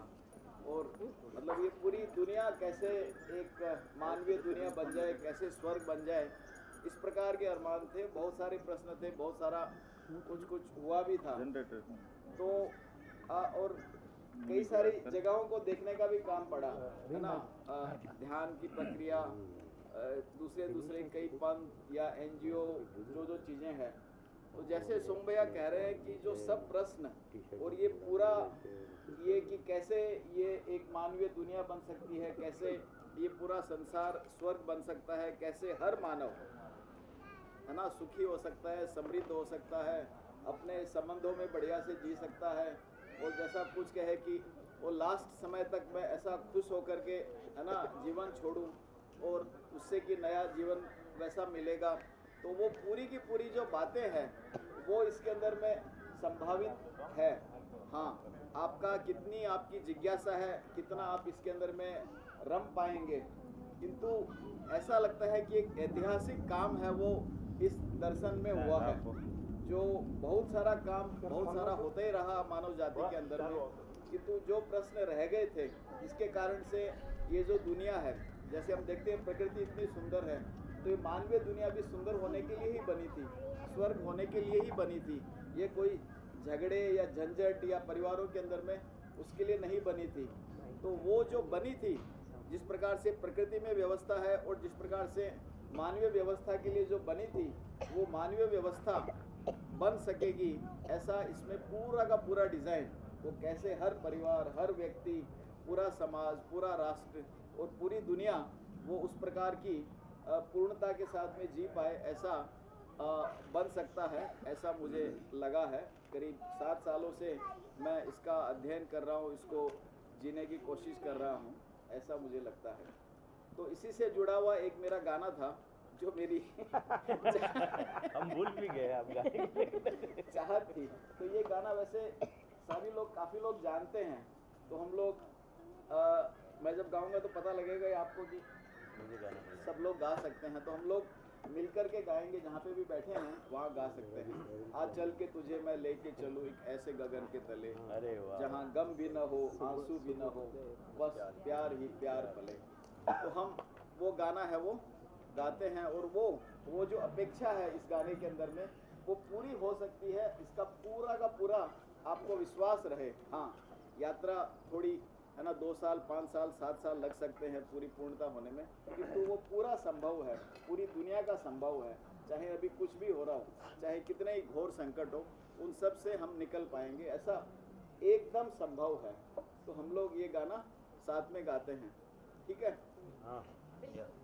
आ चल के तुझे मैं लेके चलूं एक ऐसे गगन के तले, जहाँ गम भी न हो, आंसू भी न हो, बस प्यार ही प्यार रहे। एक ऐसे गगन के तले, गाइए।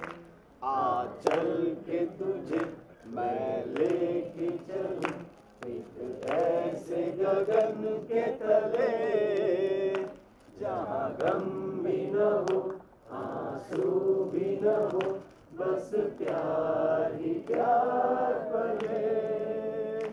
एक ऐसे गगन के तले, सूरज की पहली किरण से आशा का सवेरा जागे, सूरज की पहली किरण से आशा का सवेरा जागे, चंदा की किरण से धुल कर घनघोर अंधेरा भागे, चंदा की किरण से धुल कर घनघोर अंधेरा भागे।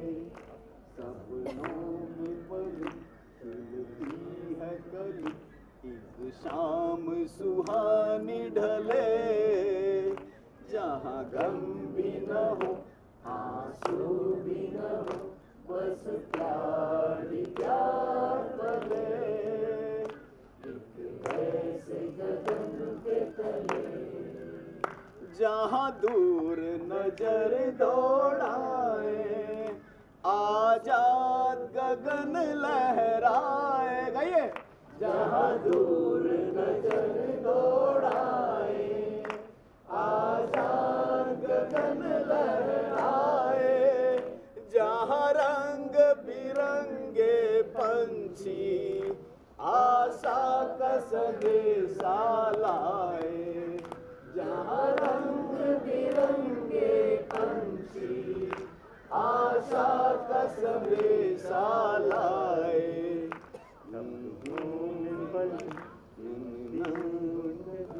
लंबी सी डगर नखले, जहाँ गम भी न हो, आंसू भी न हो, बस प्यार ही प्यार पले।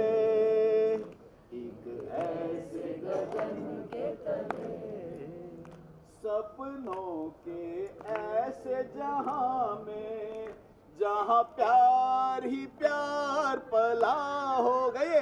सपनों के ऐसे जहां में, जहां प्यार ही प्यार पला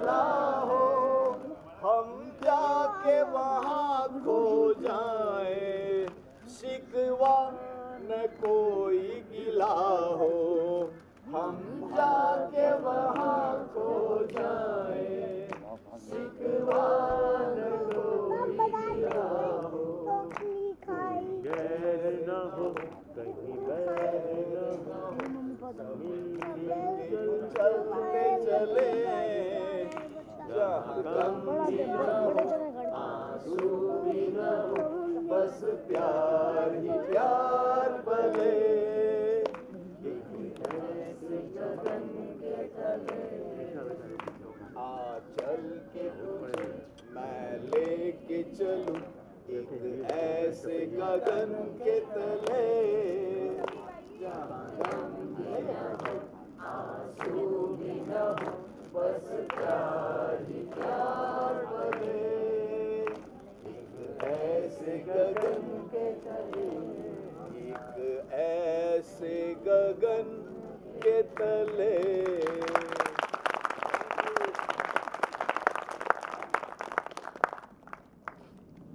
ताकत है। मनोज भाई का स्वागत है। हाँ जी, चलिए तो फिर किसी पॉइंट पे जाके इंट्रोड्यूस करेंगे सबको, थोड़ी सी बात करते हैं। क्या टाइम हुआ? 11 बज गए। घड़ी यहाँ नहीं, 11।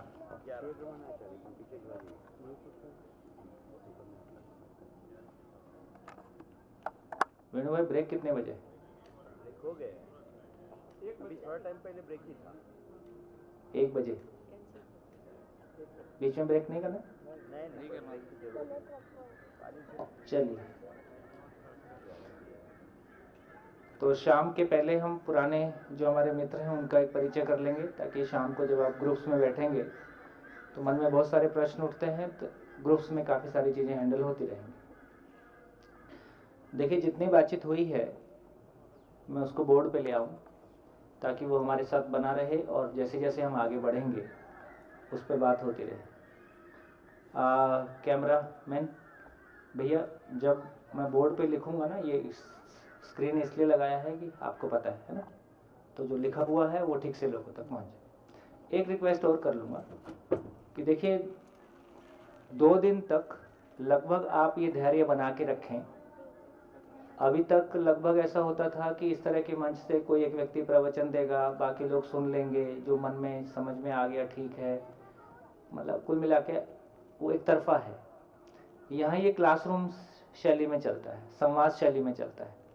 मैं कुछ आपके सामने कहूँगा, आपकी तरफ से कोई बात आएगी, तो इस शैली के साथ में और जो दर्शन है उसकी अपनी एक शब्दावली होती है, तो उसके साथ हमको सेट होने में 1 से 2 दिन लग जाता है।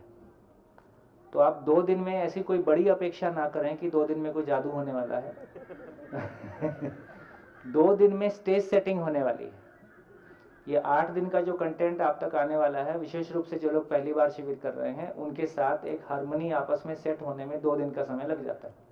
तो 2 दिन ये मान के चलिए कि एक स्टेज सेटिंग है, और हम कंटेंट के साथ, मेरे साथ और आपके साथ एक सेटिंग बन जाए, तो इसमें 2 दिन का समय लगेगा। तो 2 दिन एक धैर्य के साथ हमको साथ साथ चलना है, फिर आगे धीरे की यात्रा करेंगे। तो जितनी बातें आपने उठाई हैं उसको मैं एक शब्द में, तो मेरा लिखा हुआ तो आपको नहीं दिखाई देगा, आपको स्लाइड दिखाई देगी। तो हमने ये कहने की कोशिश की है कि हम में से हर व्यक्ति अपने आप में एक भाव और विचार के रूप में जीता है। जिसको जीना बोलेंगे, तो बेसिकली जिसको जीना बोलेंगे, तो जीने का बड़ा भाग है कि मेरे खुद के भीतर ही मेरा भाव और विचार चलता रहता है, और मेरे भाव में यदि कोई अभाव है, मेरे भाव में कोई ईर्ष्या है, द्वेष है, अभाव है, असुरक्षा है, अनसर्टेनिटी है ना, किसी भी तरह का कन्फ्लिक्ट है, कोई भूतकाल की पीड़ा है, वर्तमान से विरोध है, भविष्य की चिंता है, तो ये मेरे भीतर बना हुआ है। जैसे बहुत सारे भाइयों ने कहा कि हम जूझ तो अपने आप से, ज़्यादा चीज़ों के साथ हम बाहर नहीं जूझ रहे, जो बाहर भी जूझ रहे हैं वो मेरा ही आईना है। जैसे हम शक्ल देखते हैं, एक आईने में अपनी शक्ल देखते हैं, और उसमें जो भी कुछ करेक्शन करना है, अपने बाल ठीक कर लेते हैं, अपनी शक्ल ठीक कर लेते हैं, तो ऐसे ही हर दूसरा व्यक्ति मेरे लिए आईना है, मेरे व्यवहार के लिए, मेरी सही अर्थों में मेरे खुद को देखने के लिए। तो बाहर भी जो हम जूझ रहे हैं वो अपने भीतर के व्यक्ति से ही जूझ रहे होते हैं, है ना। तो एक बात की क्लैरिटी बनती है कि जीने का बड़ा हिस्सा वो है जिसमें कि 24/7 मैं किसी भाव और विचार की धारा से गुजरता हूँ।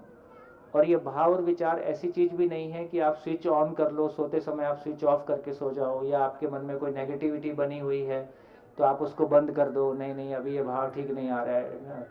टीवी देखते हैं, कोई फिल्म अपने पसंद की नहीं है, कार्यक्रम अपने पसंद की नहीं है, डिबेट अपने पसंद का नहीं है, हम चैनल बदल देते हैं, स्विच ऑफ कर देते हैं।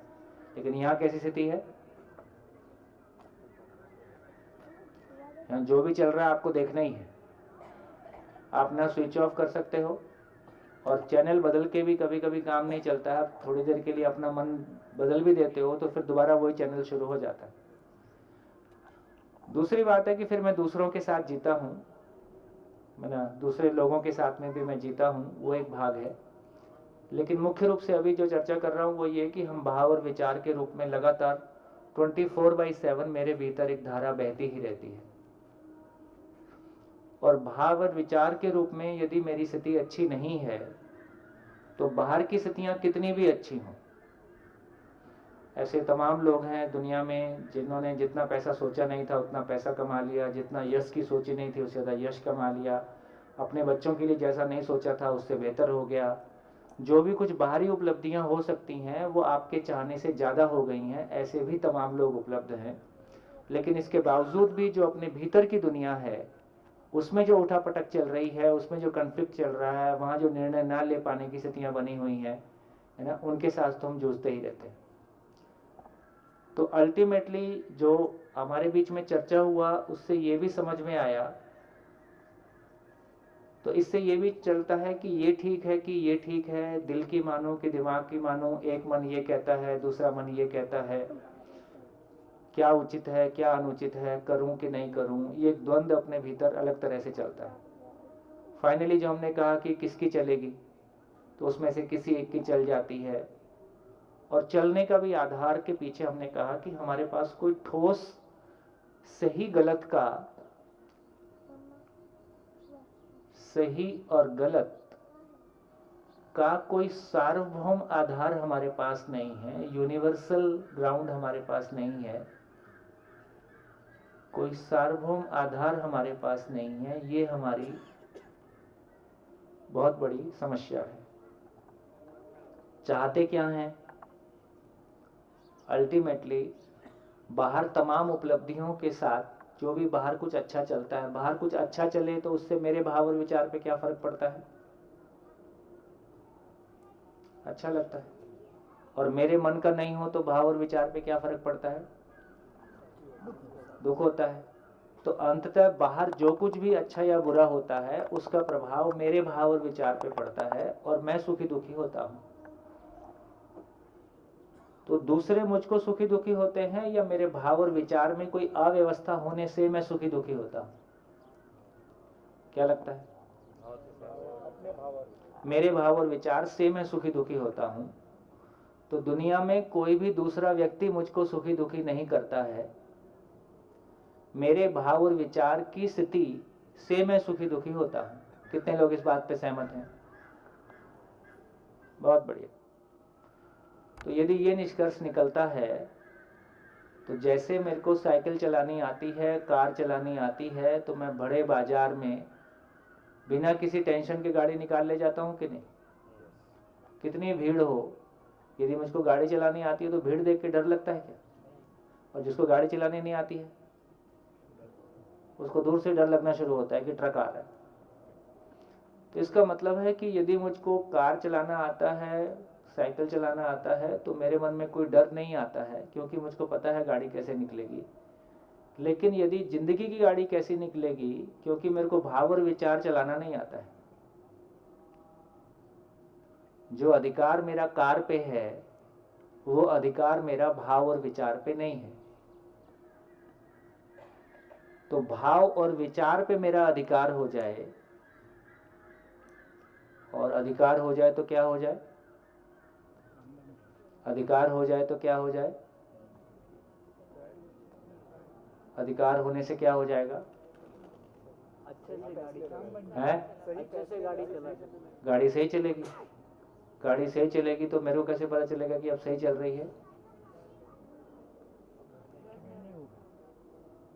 हमेशा अच्छे सुख में रहेंगे। हमेशा सुख में रहेंगे। तो बहुत सामान्य सी बात है और ये हर आदमी की जरूरत है। तो ये कह रहे हैं कि मेरा भाव और विचार हमेशा हमेशा के लिए मेरे लिए सुखदायी हो। इससे ज्यादा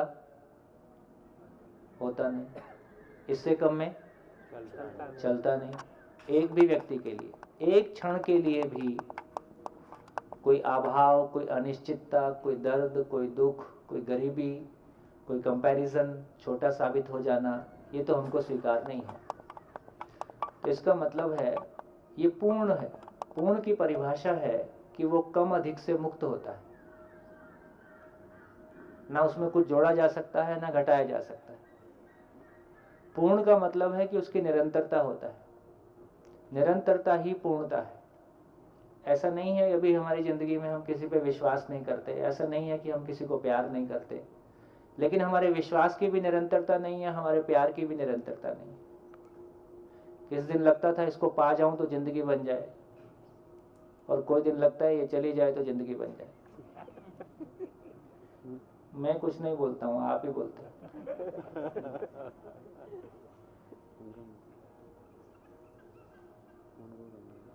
तो इसका मतलब है कि कोई हमको सुख दुख नहीं देता है, हमारी मनस्थिति से हम सुखी दुखी हैं।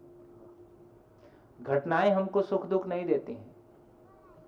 घटनाओं को हैंडल करने की कैपेसिटी है या घटनाओं को हैंडल करने की कैपेसिटी नहीं है, वो मेरे सुख दुख का कारण है।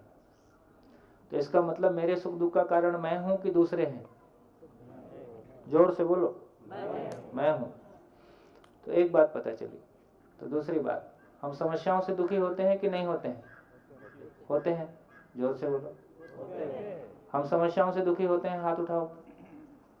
देखो, इससे पता चलता है कि आप जो मैं कह रहा था उसको समझ नहीं रहे।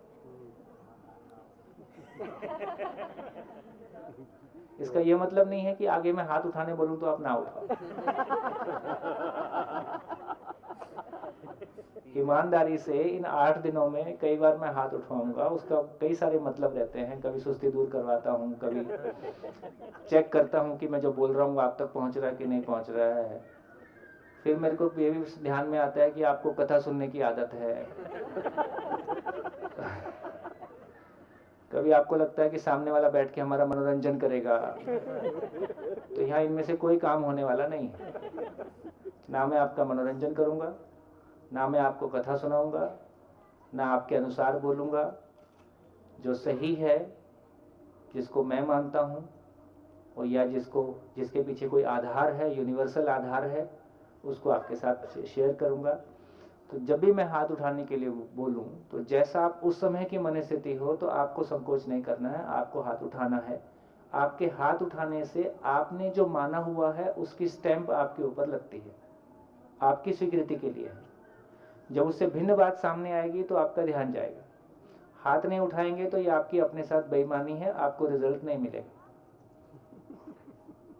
चॉइस आपकी।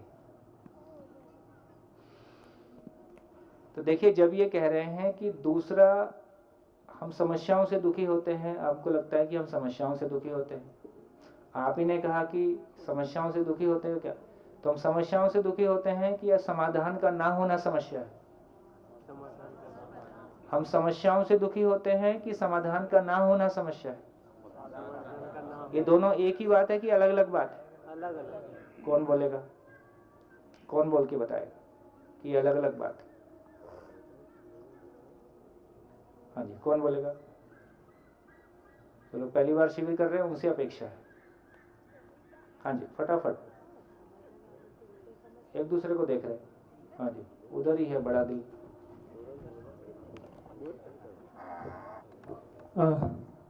समस्या जीवन का हिस्सा है और जीवन समस्याओं की श्रृंखला है। समस्या जीवन का हिस्सा नहीं है, समस्या भ्रम का हिस्सा है। जी बिल्कुल, क्लैरिटी बनी रहे। अपन उसको गोल गोल मत करें।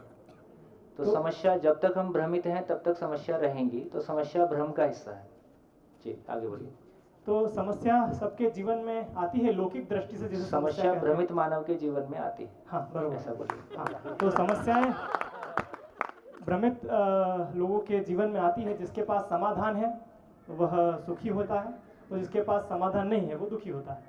तो दुख का एक ही मतलब है, दुख की एक ही परिभाषा है, अस्तित्व के किसी नियम का विरोध ही दुख है। नियम का विरोध ही दुख है। अस्तित्व में कोई दुख नाम की चीज नहीं है, उसको समझेंगे। जब भी जिंदगी में दुख आया है तो मैंने नेचर के किसी नियम का विरोध किया है, या मुझसे कोई विरोध हुआ है, मैंने किसी नियम को नहीं पहचाना है, मैं उससे इतर कुछ सोच रहा हूँ, उसके अलावा कुछ सोच रहा हूँ, उसका नाम दुख। तो इससे हमारी ये क्लैरिटी बनी कि मेरे भाव और विचार की गाड़ी मुझको चलानी आ जाए, मेरे भाव और विचार पे मेरा अधिकार हो जाए, ऐसा हम सभी चाहते ही हैं। ये कुछ ही लोग, ये कोई आध्यात्मिक जीवन है या ये हर आदमी का जीवन है? अभी जब हम आध्यात्मिक जीवन की बात करते हैं तो ये सामान्य परसेप्शन ये आता है कि ये कुछ लोगों का काम है, ये कुछ लोगों के लिए है, बाकी लोगों की जरूरत अभी नहीं है। लेकिन मेरा भाव और विचार हमेशा सुखदायी हो, ये हर आदमी की जरूरत है या कुछ ही लोगों की जरूरत है?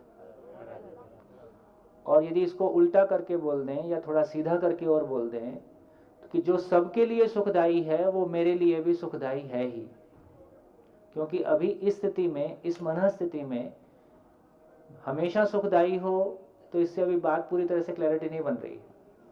तो इसको थोड़ा सा फैला के बोला कि जो सभी के लिए सुखदायी होगा वो निश्चित रूप से मेरे लिए भी सुखदायी होगा। तो मेरा भाव और विचार हमेशा मेरे लिए सुखदायी हो, उसका मतलब है कि वो सभी के लिए भी सुखदायी होगा ही, ऐसा कहने का अर्थ। तो इससे क्लैरिटी हमारी बनी कि मेरे सुखी दुखी होने के लिए कुल मिला के मेरा भाव और विचार की स्थिति कैसी होगी। क्योंकि कोई एक दुख आने से सभी लोग समान रूप से दुखी होते हैं क्या? ऐसा तो नहीं है। एक ही परिस्थिति में सभी लोग एक समान दुखी होते हैं, ऐसा नहीं है। और 10 साल पहले मैं उसी परिस्थिति में जैसा दुखी होता था, आज मैं वैसा दुखी नहीं होता। इससे ये सिद्ध होता है कि मेरे भीतर किसी घटना को समझने की और उस घटना में सामान्य रहने की, उससे प्रभावित ना होने की, अप्रभावित रहने की स्थिति बड़ी है। इसी का नाम मैच्योरिटी है, इसी का नाम बड़प्पन है या समझदारी है। तो ये क्लैरिटी हमारी बनती है। तो यहाँ से ये समझ में आता है, यहाँ से हमको 8 दिन में हम क्या करने वाले हैं उसकी पिक्चर हमारे सामने क्लियर होती है, तो पता चलता है। तो यहाँ से एक बात निकल के आई, और विशेष रूप से गुस्से को लेके भी जो आपने कहा, वहाँ से भी ये बात निकल के आई। तो पता चला दूसरों की अयोग्यता से प्रभावित ना होना ही मेरी योग्यता है। दूसरों की अयोग्यता से प्रभावित ना होना ही मेरी योग्यता है। दूसरों की अयोग्यता से प्रभावित हो जाना ही मेरी अयोग्यता है, अक्षमता है। और यह अक्षमता का प्रदर्शन ही क्रोध है। इसका मतलब हुआ कि यदि ऐसा हो गया तो उसका नाम स्वयं के प्रति विश्वास है, उसका नाम स्वयं के प्रति विश्वास है। तो यदि कोई व्यक्ति स्वयं के प्रति विश्वास के साथ होगा तो नेचुरल है कि वो समाधान के साथ होगा। ऐसा व्यक्ति समस्या की फैक्ट्री होगा कि समाधान की फैक्ट्री होगा? ऐसा व्यक्ति समाधान के साथ होगा। ऐसा व्यक्ति शिकायत मुक्त होगा। ऐसा व्यक्ति शिकायत मुक्त होगा। और यदि ऐसा एक व्यक्ति की मनस्थिति ऐसी होगी तो वो संबंध में तृप्ति के साथ जिएगा।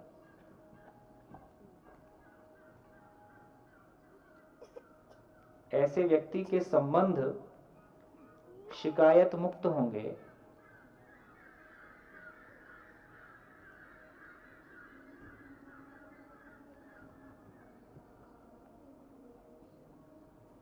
यदि संबंध शिकायत मुक्त होगा तो वो परिवार अभाव मुक्त होगा। अभाव मुक्त परिवार होगा, और ऐसा परिवार दूसरों का शोषण करेगा कि पोषण करेगा? ऐसा परिवार दूसरों का पोषण करेगा, इससे समाज भयमुक्त होगा।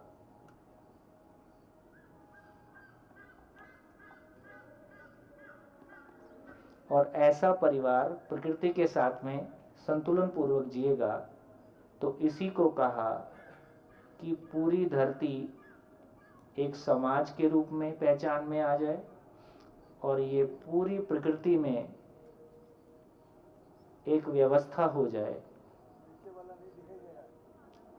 अखंड समाज, सार्वभौम व्यवस्था। ये कैमरा आपको दिखाएगा, बोर्ड तो आपको नहीं दिखाई देगा। विजिबिलिटी थोड़ी सी देखिए, इस साइड के लोगों को दिख रहा है? बहुत बढ़िया। देखिए अब तो आपके ही भरोसे हैं। कोई नहीं, धीरे धीरे।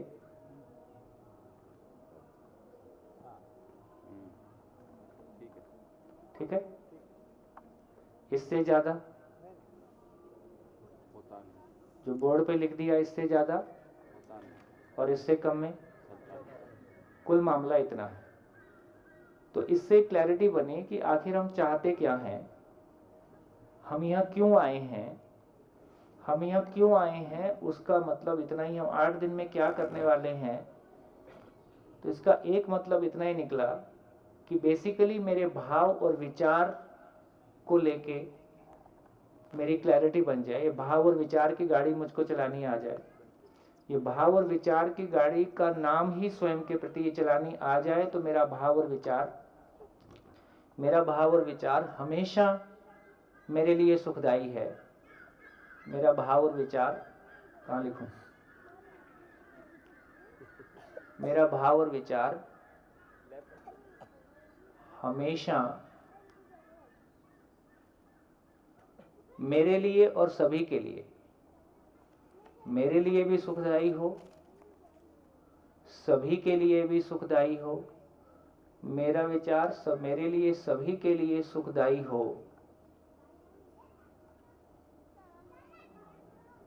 उसमें कोई कन्फ्लिक्ट नहीं हो, कोई नेगेटिविटी नहीं हो, और वो सदा ऐसा ही चले। इससे ज्यादा की चाहत मानव की नहीं है। बाहर दुनिया में जो कुछ भी हम अच्छा बुरा कर रहे हैं, उसका प्रभाव भी मेरे भाव और विचार पे ही पड़ता है, और उसी से मैं सुखी दुखी होता हूं। तो हमको कोर पकड़ में आ गया कि कोर कहाँ पे है, काम क्या चीज पे करना है, उपलब्धि के रूप में हम क्या चाहते हैं। उस पॉइंट को मैंने आपसे कहने की कोशिश की।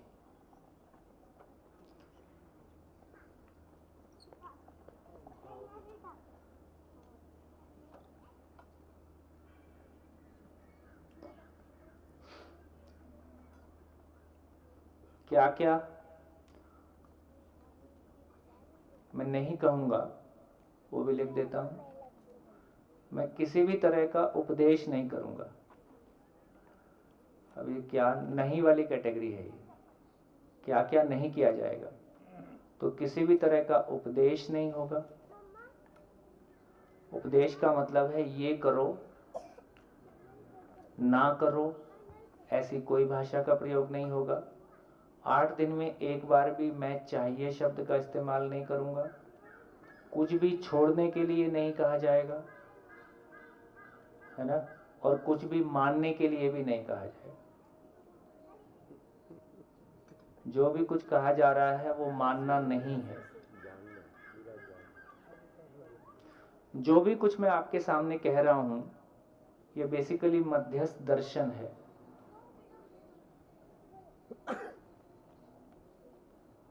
तो मध्यस्थ दर्शन जिसको डिलीवर करने के क्रम में हम जीवन विद्या के नाम से बोल रहे हैं, उससे मैं आपको प्रपोजल आपके सामने रखूंगा। मैं प्रस्ताव आपके सामने रखता जाऊंगा। उस प्रस्ताव को आपको जांचना है। जांचने के लिए जो आधार हैं, जांचने के लिए जो आधार हैं, उसको कह रहे हैं कि यदि हम नेचर को देख रहे हैं तो इसका मतलब है कि वहां जो भी कुछ है यूनिवर्सल है। यदि नेचर में जो भी कुछ है किसी नियम के साथ है तो वो यूनिवर्सल है, तो वो लॉजिकल है, तर्कपूर्ण है, सार्वभौम है, तर्कपूर्ण है, उसको समझा जा सकता है, वो अंडरस्टैंडेबल है और उसको जिया जा सकता है, वो लिवेबल है, उसको मल्टीप्लाई किया जा सकता है, वो रेप्लिकेबल है, इसलिए कहा कि वो वेरीफाइबल है। इतनी कसौटी हमने लगाई। यूनिवर्सल है, लॉजिकल है, अंडरस्टैंडेबल है, लिवेबल है, रेप्लिकेबल है, इसलिए वेरीफाइबल है। इससे कम में हम जिंदगी को क्लासरूम में नहीं ला सकते। इसमें कोई चिन्ह नहीं है, प्रतीक नहीं है, किसी भी तरह का कोई कर्म कांड नहीं है, दान नहीं है, दक्षिणा नहीं है। शुद्ध रूप से जिस तरह से हम केमिस्ट्री, फिजिक्स, साइंस को पढ़ते हैं, है ना, और पूरे विश्व के शिक्षा एकमात्र धरातल है जिसने मानव मानव में समानता को व्यवहार रूप में व्यक्त किया। आज ऐसे देश हैं जहां 25 देशों के बच्चे, 50 देशों के बच्चे एक ही क्लासरूम में बैठ के पढ़ रहे हैं। स्त्री पुरुष में कोई भेद नहीं है, मेल फीमेल में, पैसे अमीरी गरीबी में। तो इससे एक बात का हमको पता चला कि देखिए, बहुत खुशी से इस बात को कहने में खुशी है कि अब हम केवल बोल नहीं रहे हैं। पिछले 20 साल में जो कुछ भी प्रयास हुआ है उससे इतनी सफलता धीरे धीरे मिली है कि एजुकेशन में अब तक जैसा हम मानते रहे कि physics, chemistry, maths, bio, management, engineering, medical science, इसको हम एजुकेशन मान रहे हैं, लेकिन जब भी आदमी की ज़िंदगी की बात करते हैं, आदमी के जीने की बात करते हैं, उसकी ज़िंदगी की तृप्ति अतृप्ति की बात करते हैं, उसके जीवन के पर्पस की बात करते हैं, तो फिर ये विषय एजुकेशन का नहीं है, ये धर्म का है, अध्यात्म का है, ऐसे बोल के हमने एक अलग कैटेगरी बना रखी है। हजारों साल से तमाम महापुरुषों ने, तमाम संत परंपराओं ने जो भी मेहनत की है उससे हमको ज़िंदगी को समझने का एक दृष्टिकोण मिला है, और जंगल युग से निकल के हम कम से कम आज मानव के रूप में एक दूसरे को पहचानने की कोशिश कर रहे हैं। मानव मानव में समानता हमारे व्यवहार में आई है। काफ़ी दूर हम निकल के आए हैं उनका सम्मान करते हुए, लेकिन अभी भी जो गैप शेष है उसको पहचानने की ज़रूरत तो है ही है। तो कम से कम ये हो पाया कि ये पूरा कंटेंट देश भर की कई सारी यूनिवर्सिटीज़ में रेगुलर कोर्स में आया है, और दिल्ली एजुकेशन में रेगुलर कोर्स में क्लास 1 से लेके 8 तक कंपलसरी 1 घंटे की क्लास के रूप में आया है, हैप्पीनेस करिकुलम के रूप में। और हैप्पीनेस करिकुलम में स्कूल एजुकेशन में आने में विश्व के कई देश और कई राज्य आज उसको फॉलो करते हैं। तो कम से कम एजुकेशन सिस्टम ने इस बात को स्वीकारा कि ज़िंदगी भी एजुकेशन में होने की आवश्यकता है। जिस तरह से हम इंजीनियर और डॉक्टर तैयार कर सकते हैं, वैसे ही हम एक बढ़िया इंसान भी तैयार कर सकें। मुझको लगता है कि ये प्रसंग बहुत एक क्लियर मैसेज देता है ना। उस प्रसंग को मैं आपसे शेयर कर देता हूँ। हम गुजरात में बैठ के बात कर रहे हैं, तो पुलिस एकेडमी गुजरात के साथ हमने एक शिविर किया था। वहाँ के डीजी ने इनॉग्रल सेशन में एक बहुत बढ़िया बात बोली। उस बात पे हमारा ध्यान, एक ओवरऑल हमारा ध्यान चला जाता है।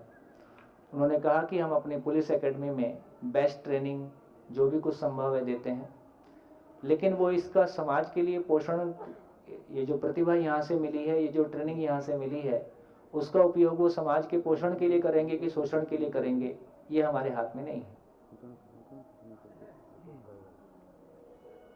कितनी बढ़िया बात। ये मामला केवल पुलिस एकेडमी का है कि सब तरफ एक ही मामला है।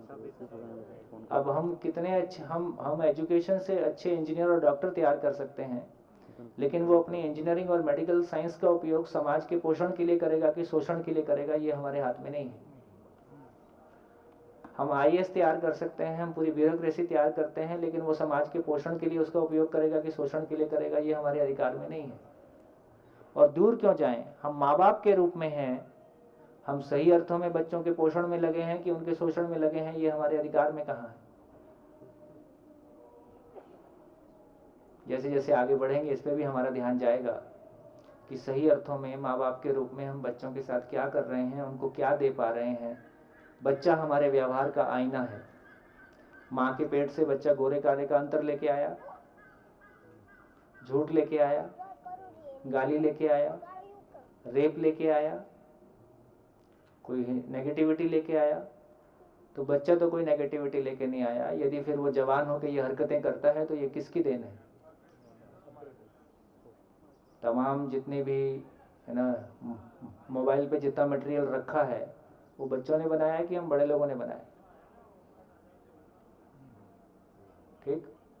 तो इससे ये क्लैरिटी बनती है कि अंततः बच्चा हमारे व्यवहार का आईना है। बच्चा वही कर रहा है जो हम कर रहे थे। हम उसी काम को करते हैं तो हमको लगता है हम बड़े हैं, बच्चा उसी काम को करता है तो हमको लगता है तुमको नहीं करना चाहिए क्योंकि तुम अभी छोटे हो। तो धीरे धीरे हमारी क्लैरिटी ये भी बनेगी। तो इन सारी चीज़ों से हमारा एक ध्यान जाता है कि कहाँ पे गैप हो गया है। तो 2 जगह में गैप है और भारी तरीके का गैप है, उसको भी मैं लिख देता हूँ ताकि हमारा ध्यान चला जाए कि हम आने वाले दिनों में क्या करना चाह रहे हैं। पहले इसको पूरा कर देता हूँ। जो भी कुछ कहा जाएगा वो प्रपोजल के रूप में कहा जाएगा, आपको जांचना है। जांचने का आधार मैंने लिख दिया। जांचने के जो टूल हैं, जांचने का जो तरीका है, उसको कहा स्वनिरीक्षण, परीक्षण और सर्वेक्षण।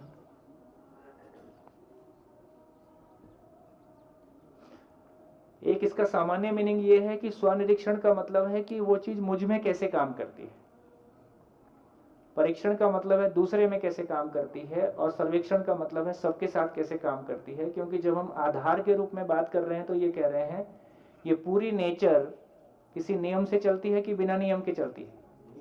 नियम से चलती है। यदि नियम से चलती है तो वो यूनिवर्सल होगा कि लोकल होगा? यूनिवर्सल होगा। तो उस यूनिवर्सलिटी को चेक करने के लिए स्वनिरीक्षण, परीक्षण और सर्वेक्षण के मापदंड से हम गुजरेंगे। इस प्रक्रिया को हम करेंगे। जब करेंगे तो आपका ध्यान और चला जाएगा। तो ये रहा कि कैसे हम बात करेंगे, वो तरीका मैंने आपके सामने। हम संवाद कैसे करेंगे, इसको एजुकेशन की भाषा में बोलते हैं पेडागोजी। करेंगे ही तो ये मानना नहीं मानना आपके ऊपर छोड़ दिया। टीचर का काम इतना है कि वो आपके सामने प्रकृति के नियम को प्रपोज करेगा। नियम को प्रपोज करना टीचर का काम है, उस पे काम करना स्टूडेंट का काम है, समझना उसकी। तो ये आज़ादी हम उसको देंगे, ये लिबर्टी हम उसको देंगे, हम थोपने का काम नहीं करेंगे। तो पेडागोजी के रूप में एक क्लासरूम का मैकेनिज्म कैसा हो, तो वो इन्होंने सबसे अधिक अप्रिशिएट किया। तो वो मैंने आपके सामने लिखा। जो 2 गैप हैं हमारे अभी तक के जीने में, उसको जो पहचानने की जरूरत है। देखिए 2 गैप हैं जो हम, जिनकी वजह से, इसको लिख देता हूँ फिर।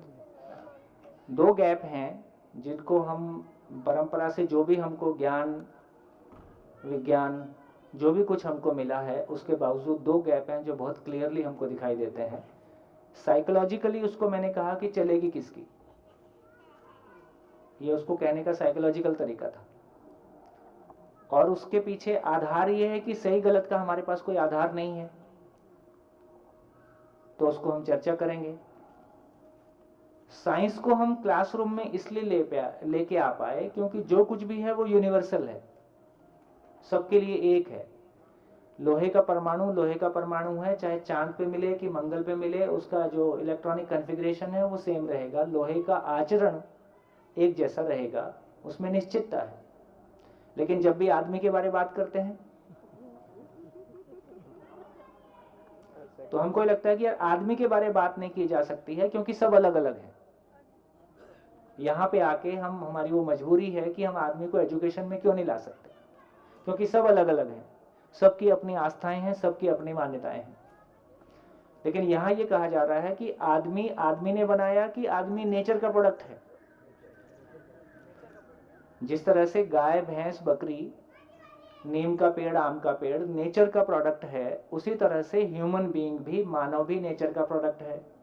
यदि वो नेचर का प्रोडक्ट है तो उस पर नेचर का कोई नियम काम करता होगा, वो जो नियम काम करता है वो सभी पे समान रूप से काम करेगा, क्योंकि नियम की परिभाषा ही है कि वो अपरिवर्तनीय होता है। तो यहाँ हम वो पहचानने की कोशिश करेंगे कि मानव पे नेचर का नियम कैसे काम करता है और सबके लिए कैसे काम करता है। फिर जो अलग अलग है उसको भी समझने की कोशिश करेंगे। लेकिन दो चीजें जो गैप के रूप में है वो ये है कि एक परिवार गैप, इस गैप को हम रिजॉल्व करेंगे।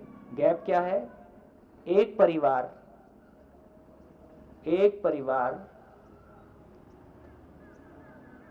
दूसरों से प्रभावित हुए बिना, एक परिवार दूसरों से प्रभावित हुए बिना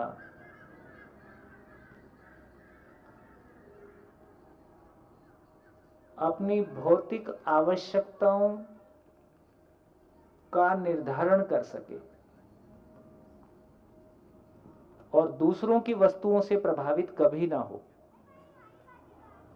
अर्थशास्त्र में 10 पीएचडी करने के बाद भी ये योग्यता हमारी नहीं बन रही है कि एक परिवार पूरा का पूरा अपनी फिजिकल नीड्स को, अपनी भौतिक आवश्यकताओं को आपस में बैठ के निर्धारित कर सकता है और वो दूसरे की गाड़ी से, दूसरे की चीज़ों से प्रभावित नहीं होता है।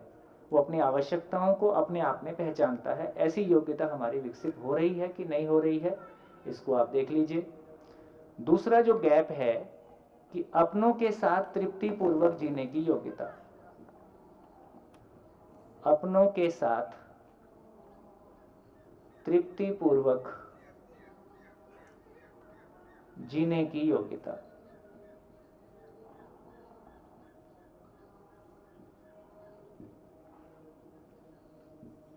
ये वही है जो मैंने इधर भाव और विचार के रूप में लिखा है।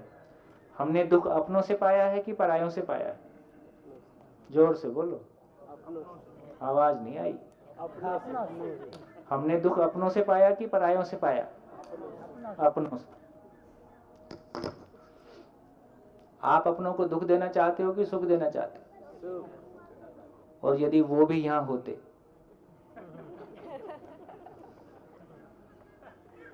जिन्होंने आपको दुख दिया, तो वो क्या बोलते? वो आपको दुख देना चाहते हैं कि नहीं चाहते हैं? वो तो चाहते हैं, मैं तो नहीं चाहता हूं, पर वो चाहते हैं। पर वो यहां बैठे होते तो क्या बोलते? हम भी नहीं चाहते। तो दोस्तों, हमने अपनों से दुख पाया है। शादी नहीं हुई तो प्रॉब्लम, हो गई तो प्रॉब्लम, बच्चे नहीं हुए तो प्रॉब्लम, हो गए तो प्रॉब्लम।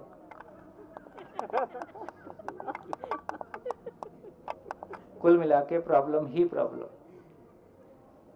जबकि पूरी नेचर में देखेंगे तो वहां कोई प्रॉब्लम नहीं है। तो इसको समझेंगे चाय पीने के बाद। धन्यवाद, नमस्कार, फिर मिलेंगे चाय के बाद। थैंक यू, नमस्कार।